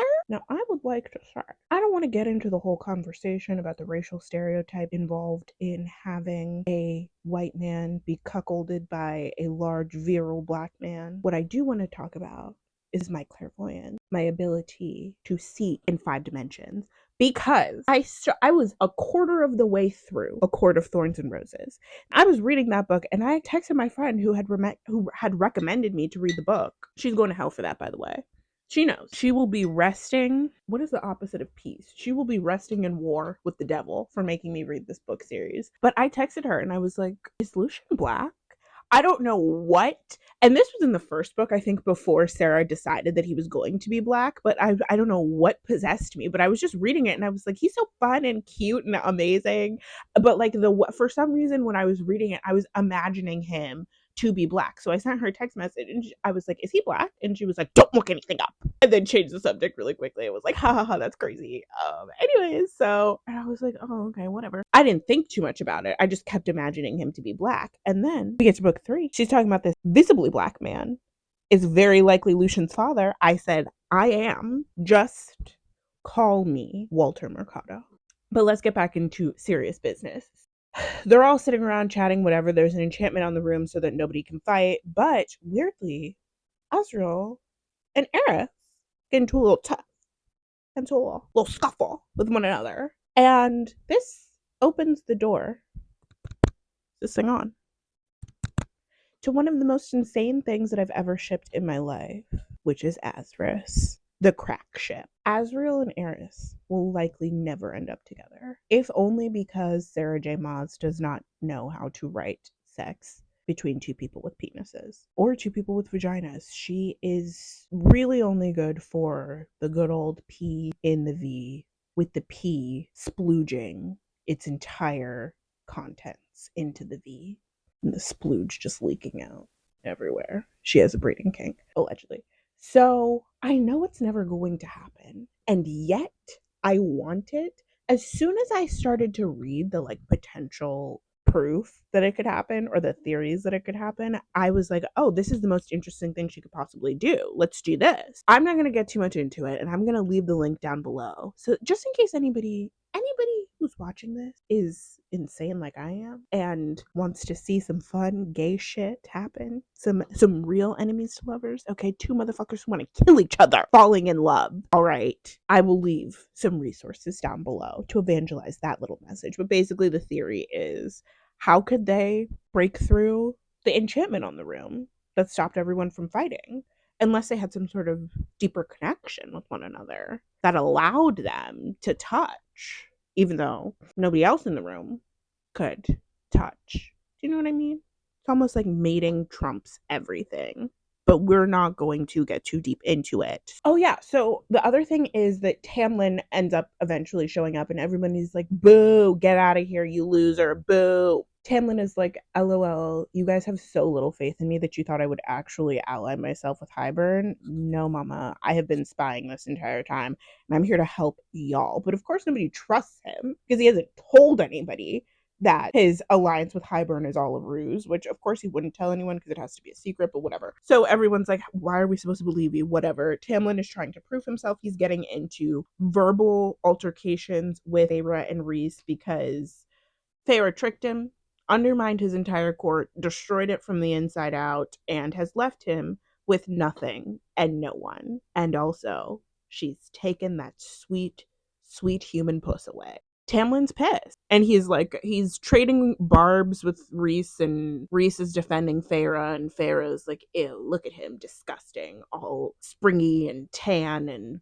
golden haired and green eyed and flowers and trees and pollen. Gross. But Tamlin is eventually like, look, believe me, don't believe me, it doesn't matter. I'm telling you that I'm on y'all's side, and I will do whatever I can to help. Everyone is also going to start microdosing a Feybane antidote so that the King of Hiburn can't poison them the way that Brenna and Dagden poisoned Lucian and Feyre, and so that they are still able to use their powers during the war.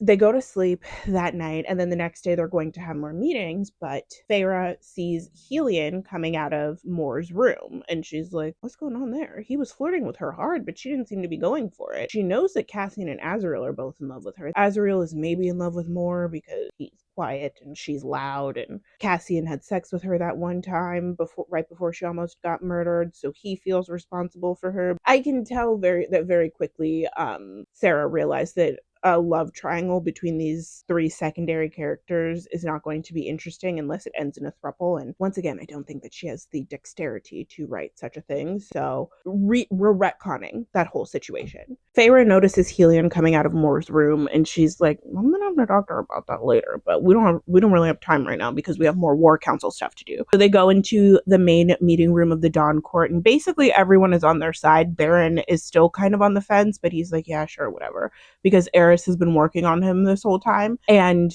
while they're talking, Nesta is like, something's wrong. We have to leave, like right now. We have to go. Since Nesta is connected to the cauldron in some way because she took something from it, oh, she must be sick because something's happening with the cauldron. Like, what's going on? And remember, they've been spending all this time trying to train her, trying to get her strong enough to be able to nullify the cauldron so that they could stop it from bringing down the wall. I'm pretty sure she throws up, and everyone feels this huge wave of power wash over the room. And then they realize that it's too late, and the wall between the human lands and Prythian has been taken down. So now, like, it's really go time. The war is in absolute full swing, and everyone is... We're moving on from the fetch quest era of the book to the outright war era of the book. You know, one thing that I was a little bit confused about, I was like, so if the goal the entire time was to bring the wall down between the human lands and Prythian, why didn't Hiburn just immediately go and enslave everyone?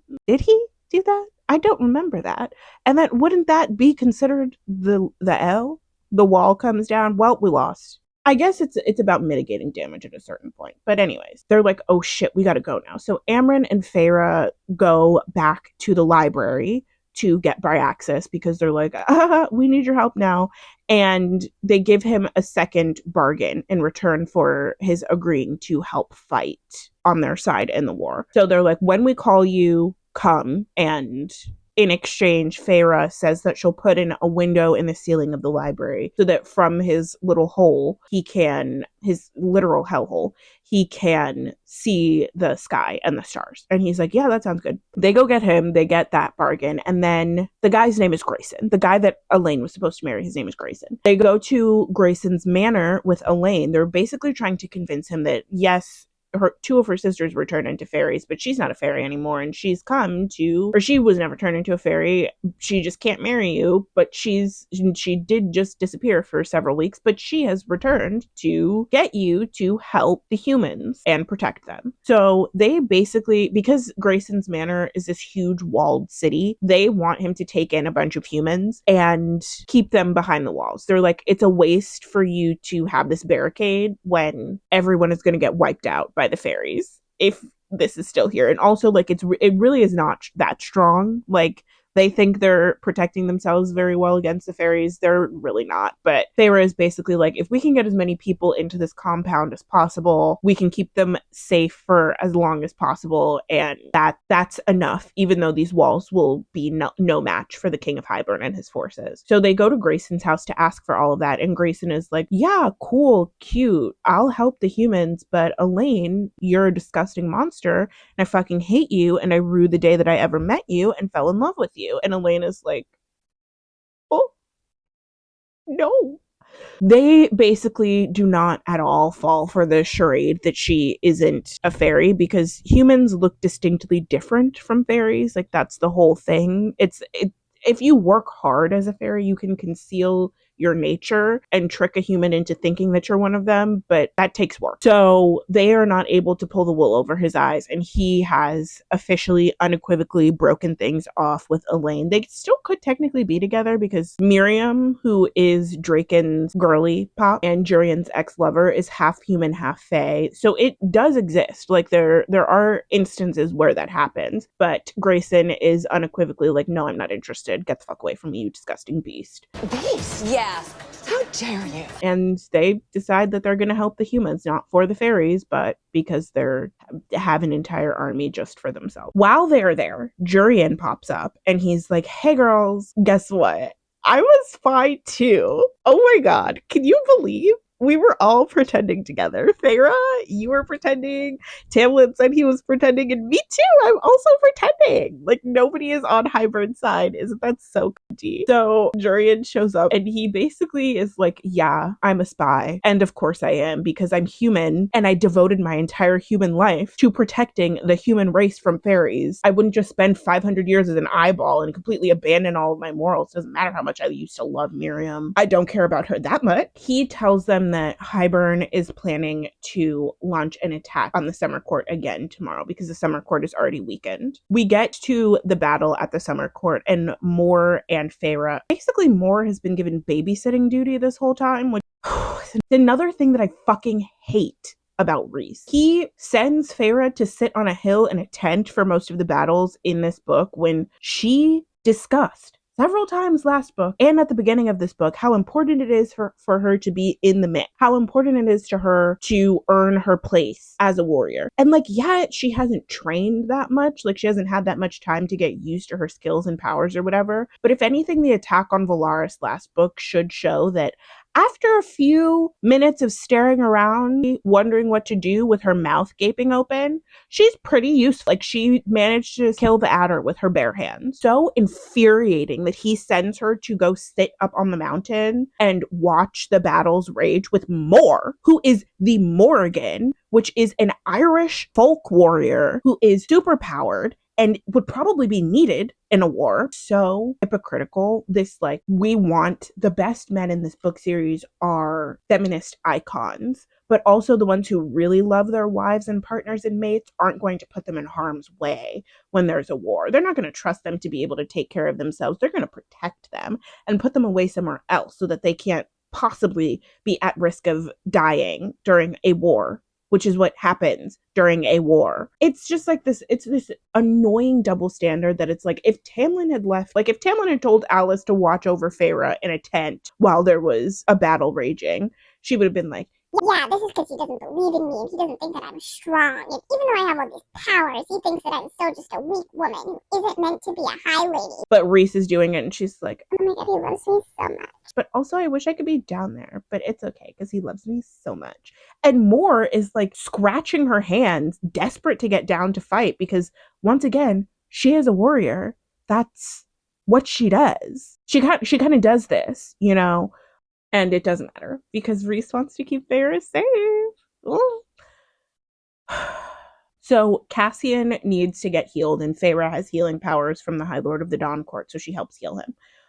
They, at some point, like, realize that the force that is attacking the Summer Court is just a dummy army that Hiburn has put together, and actually Hyburn's forces are way bigger than they initially thought them to be. And so Feyre is like, oh my god, we're gonna lose. Like, we don't have enough people. We're gonna lose. So she gets Elaine to help her find the Suriel. Now, the Suriel is the magic 8-ball from the last 2 books who basically can answer any question that you have if you do a hop, skip, and a jump in the right direction under a full moon at sunlight. She wants to go find the Suriel to figure out how they can end up beating the King of Hiburn. Feyre goes to meet it in the middle. And the Suriel is like, you're supposed to do other stuff to find me, but I let you come find me because I kind of like you. You're funny. And Feyre's like, oh my god, hi. Yeah, so you know how the world is about to end because of a giant war? Yeah, how do we stop that? And the Suriel is explaining it to her when he gets gunned down, not gunned, arrowed down by Ianthe and some of Hyburn's forces. Surprise, bitch.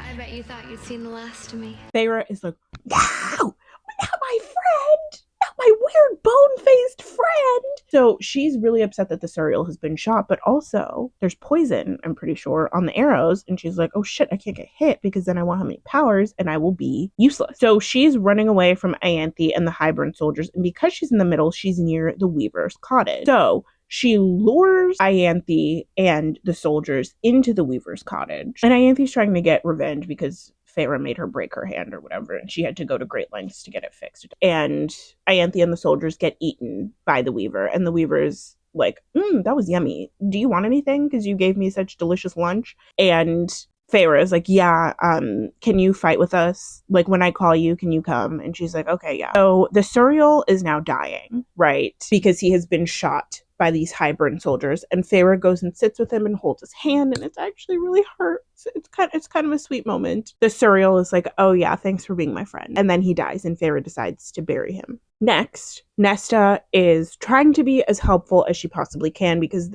once again, they're like, we don't know how we're going to do any of this.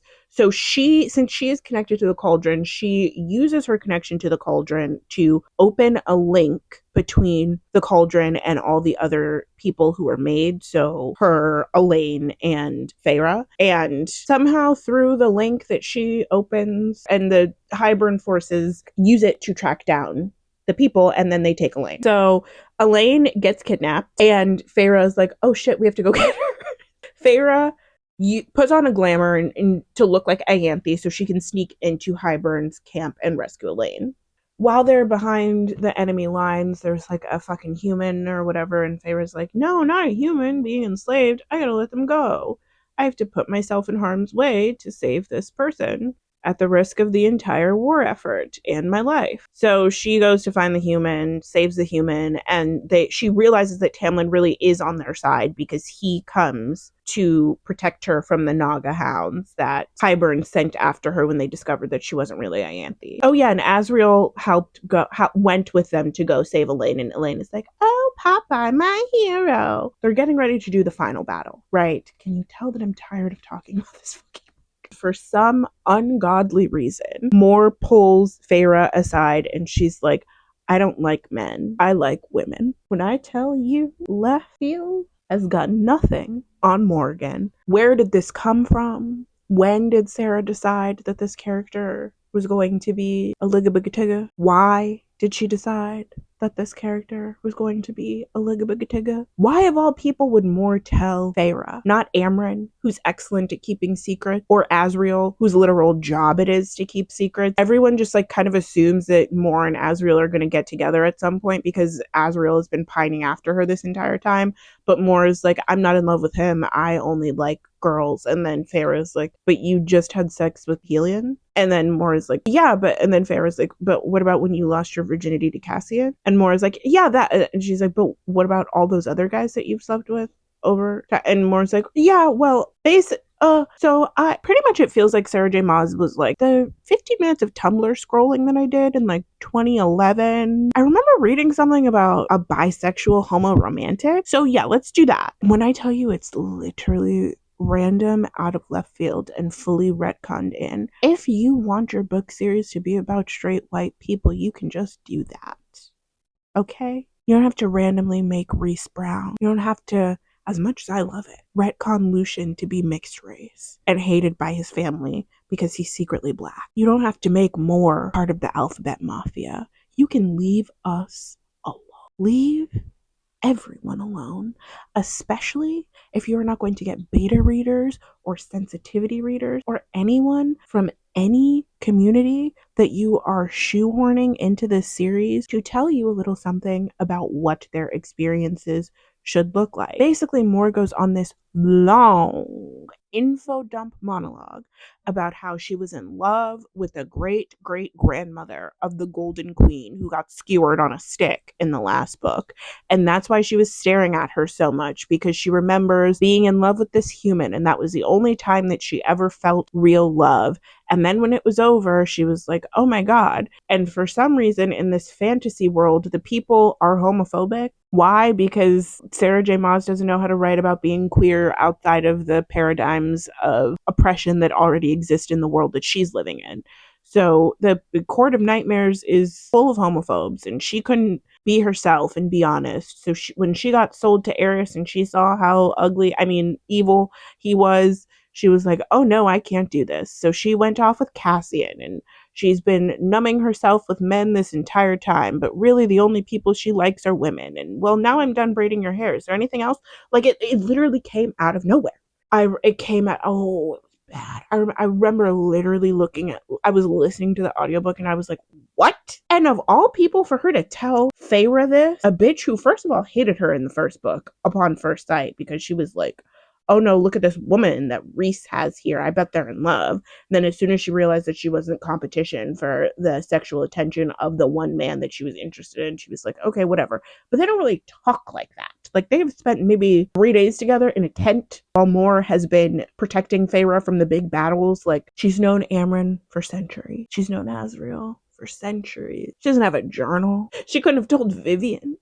Why Feyre of all people? We know why Feyre, because the book is from Feyre's perspective and the author wanted us to have this information, but it's out of character and it doesn't make any sense. The attack is approaching. Reese wants everyone to get the humans as far away as they can before Hiburn does the evil thing. Feyre goes down to the Court of Nightmares so she can get the Ouroboros mirror and give it to the bone carver, because now is the time that they need him to launch their assault, because it's the final battle. She gets it and she gives it to him, and he's like, I didn't want this. I just wanted to see if you are worthy of my help, and you are. That was very cute of you to get it, though. All right, what the risk my life to get this thing? You don't even want it? She stays being played with. It's kind of funny. I kind of live for it. So the final battle is starting. I don't remember exactly when this happens, but at some point Feyre looks into the Ouroboros mirror, and the thing about it is that like it's supposed to drive you crazy because it will show you your true self, and like no fairy is supposed to be strong enough to do it. The bone carver can do it because he's like a monster or whatever, but like Feyre decides that she's going to look into the Ouroboros mirror, and there's this very nondescript paragraph about her seeing the monster within herself and screaming and crying and throwing up, and then she was fine and she survived anyway. And I'm like, is that really that hard? I know I'm being cocky. I'm just kind of like ripped to her, but I'm built different. Look in a mirror and I see my true self. Okay. And it was that's how she got the mirror. She had to look in the mirror herself and see her true self. And then if she survived, she could take it. It was supposed to be this whole harrowing thing with a bunch of buildup, but I was just like, I mean, yeah, that would be hard for her because she has no sense of self that isn't tied to whatever man she's dating at the time. She's essentially the Carrie Bradshaw of Prithian. But a bitch like me, where's the mirror? I will be keeping it on the wall. I might encrust it in disco ball appliques, okay? Because that would not be difficult at all.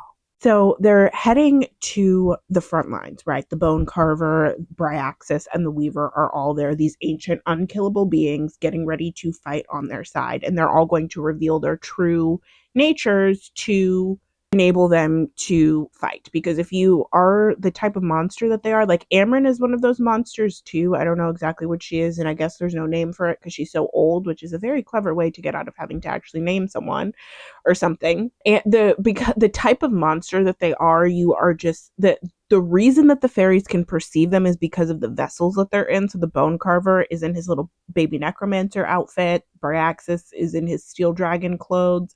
And the weaver looks like the witch from Hansel and Gretel.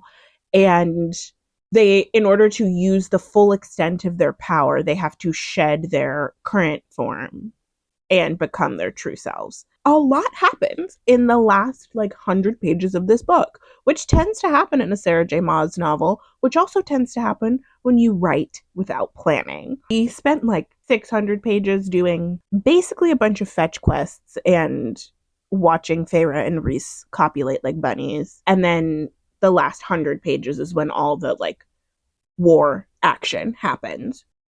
Oh yeah, there's also this super cringe scene that happens before the big battle where Amryn's boyfriend, Amryn's boyfriend Varian, who is Tarquin's cousin from the summer court, he shows up and he's getting ready to fight, and Amryn hasn't seen him in a really long time because he comes into the tent where they're all having a war council, and Amryn sees him, drops everything, straddles him, jumps on him and wraps her legs around him, and then they run off to go FUCK, I assume. It's just cringe. It's you're in the middle of planning for a war. You're gonna straddle this man in front of everyone? Ooh. It seems very clear that they're going to lose because they don't have enough forces to win. But everyone is we're gonna give it the good college try anyway.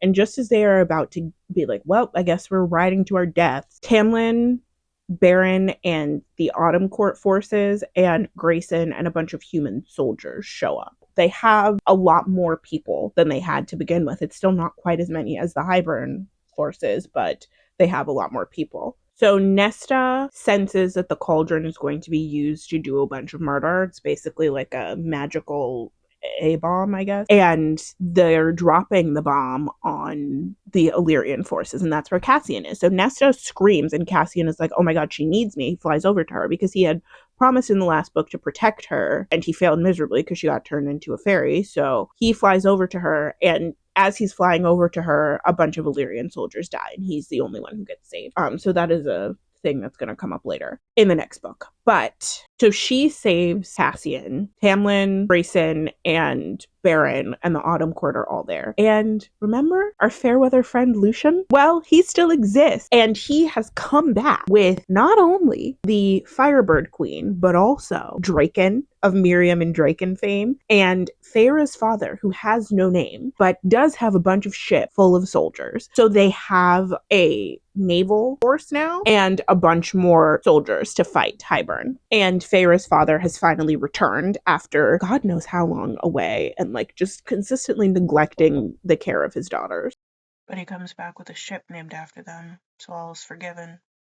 They're all down there fighting, but the girls who have been made and are sane, so that eliminates Elaine, Nesta, Feyre, and Amryn. Amryn was made in some way, I guess because she became a fairy. She wasn't born a fairy, so that's why she counts as being made. They all are going to go find the cauldron and basically use their combined power to nullify it and make it completely useless. Amryn has spent months with the Book of Breathing. She has the 2 parts, and she's able to translate it into the ancient language so she's giving them instructions on how to nullify the cauldron. Nesta's not with them, actually. Nesta is off somewhere else. Amryn is this is what we have to do in order to nullify the cauldron. She tells Feyre to put her hands on the cauldron and hold on to it. And then the cauldron starts to suck Feyre in, which is perfect timing for an info dump from the first person perspective of a character who is not engaged in any of the action at all. And once again, Feyre can't move. So at this moment, she thinks that Amryn has betrayed her. She's this bitch does not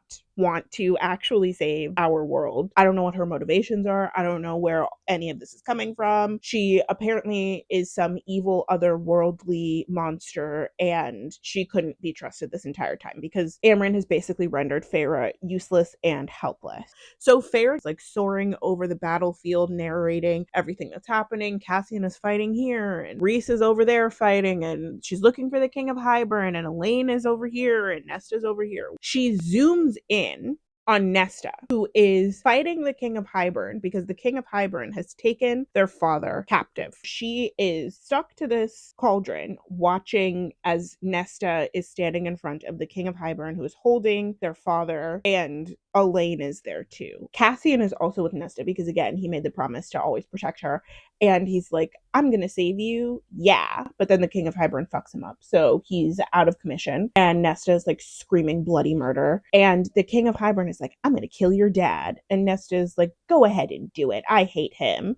The King of Hiburn is like, what? And the King of Hiburn ends up killing their dad. And Feyre is surprisingly fine. About it.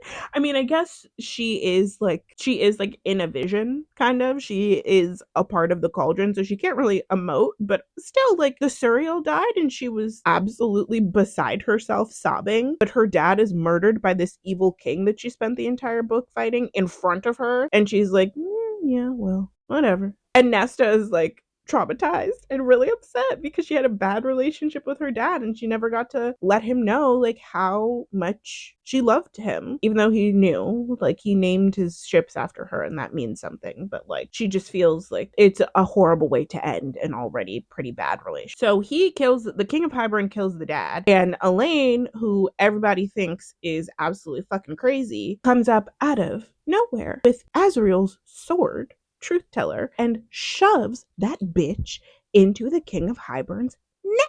Now, talk about a twist I did not see coming. I did not know that was how he was going to die. Nesta pulls it through. The imagery is disgusting, but together they kill the King of Hiburn and chop his head off. No one knows that the king is dead. Feyre is like, they're not going to stop fighting, and we don't have enough people to fend them off. And Amren knows this, so Feyre is like, why the did you tie me to the cauldron when I could have been doing something that's actually useful? I could have been out helping my sisters. Somebody who Sarah is interested in writing more about can be unequivocally evil for too long. We very quickly learn that Amren did not, in fact, betray her friends. She was incapacitating Feyre because she needed Feyre to not interfere while she was burning up her current form and becoming her complete self, basically, like the monster that's living inside of the skin suit that is Amren. She knows that she has to go into the cauldron to become her true self for some reason. I don't know. I don't know all the minutia of it, but basically she turns into a gigantic phoenix with a crown of light after she comes out of the cauldron. She breaks the cauldron in the process of coming out of it and decimates Hiburn's entire army and then like flies away or like burns herself up. So she is dead and everyone's like, oh no. And Barriet's like, no! The cauldron is broken and Feyre realizes that it can't be because it is the source of all light in Prythian and it starts to like leak its power into the world. So her and Rhys have to use a bunch of magic to fix the cauldron. Rhys uses all his magic in the process of fixing the cauldron and dies. Oh no. I wasn't secretly jumping up and down hoping that he would be dead forever and never come back to life and then we would never be subjected to his character again. So Feyre is like, you're going to bring him the back to life right now or I'm going to ruin everyone's existence. They are initially like, no, we can't do that. It's against the rules. And she's like, you did it for me. You're going to do it for him. So all the High Lords come together and they give a little piece of their power to Rhysand and he comes back to life. Wow. Did you know that the main character's love interest and soulmate was going to be brought back to life mere seconds after dying? Because I sure didn't. When he comes back to life, he's like, oh my god, guys, you gotta get Amren out of the cauldron. Turns out, in the process of becoming her true monster form, she basically just split her fairy and monster selves, and the monster self is the part that died, and the fairy part was brought back to life when they fixed the cauldron. So Amren comes out and she's now 100% Fae. Yay, because what's worse than race mixing? Pretending to be a species that you're not, so that you can have asylum and escape prison. I hate this so much. I hate everything about this. I hate this so much. So the two major characters who died in the last few pages of the book did not really end up dying, and there was no stakes to that whatsoever. This series is so frustrating to me because there's so many good ideas within the world building and the character type, and it's just all wandered because of a lack of planning and a lack of editing. So at the end of the book, Lucian comes back finally and he's like, hey guys, Sarah still doesn't know what to do with me. He's like talking to Vasa, and Vasa's like, yeah, I think I'm gonna hang out a little bit. Vasa's the mortal queen who turns into the Firebird. And then Miriam and Draken are there, and Feyre is like, hey guys, can you take the cauldron to your island so no one tries to use it to commit total war again? And they're like, yeah, sure, because the island is unfindable. Jurian ends up leaving them alone, even though nobody thought he would, except me. They really must think highly of their friends to think that he would be hung up on this bitch for 500 years. He had 500 years to get over it. Feyre then calls a meeting of all the High Lords and the mortal leaders to decide a new peace treaty between the Fae and the mortals. Basically, the goal is to not have a wall anymore that separates the two realms, but to find a way to be kind to one another and hold hands. It's finally over. It's finally done. I'm finally done talking about this book. I thought it would never be over. I thought it would never end.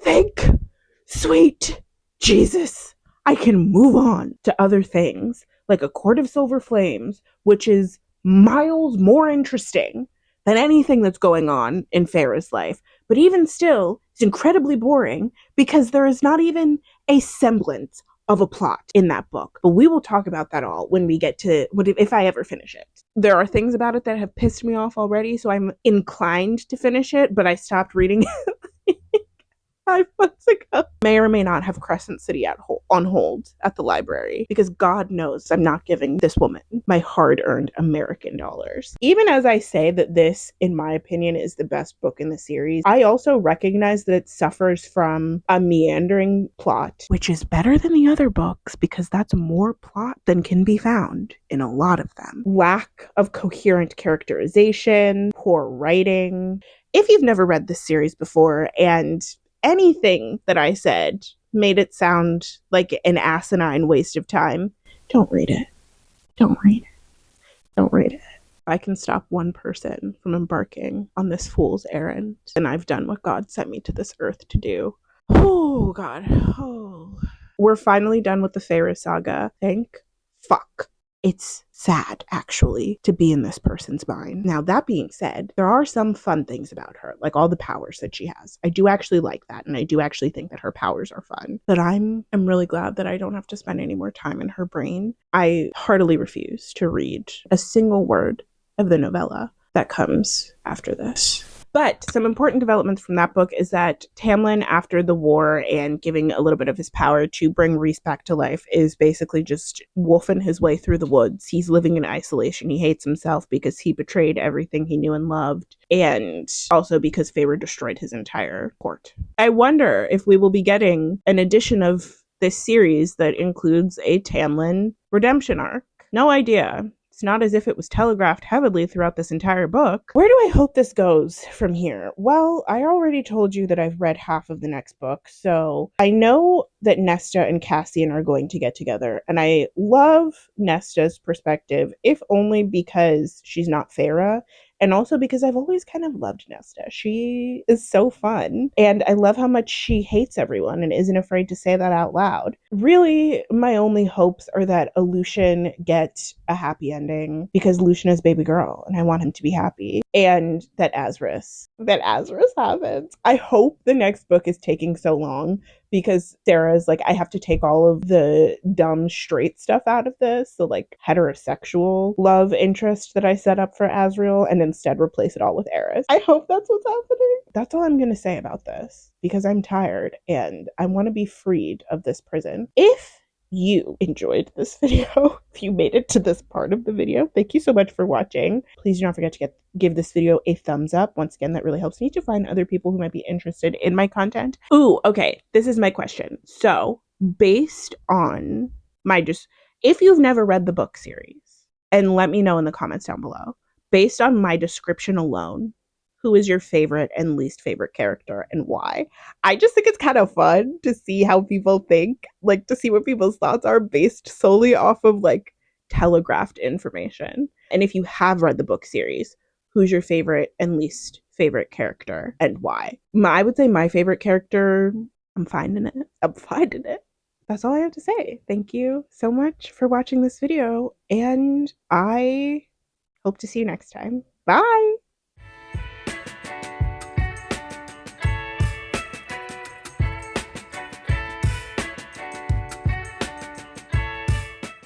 I will say that the inner circle is like a perfect PSA about cults and how to avoid them at all costs.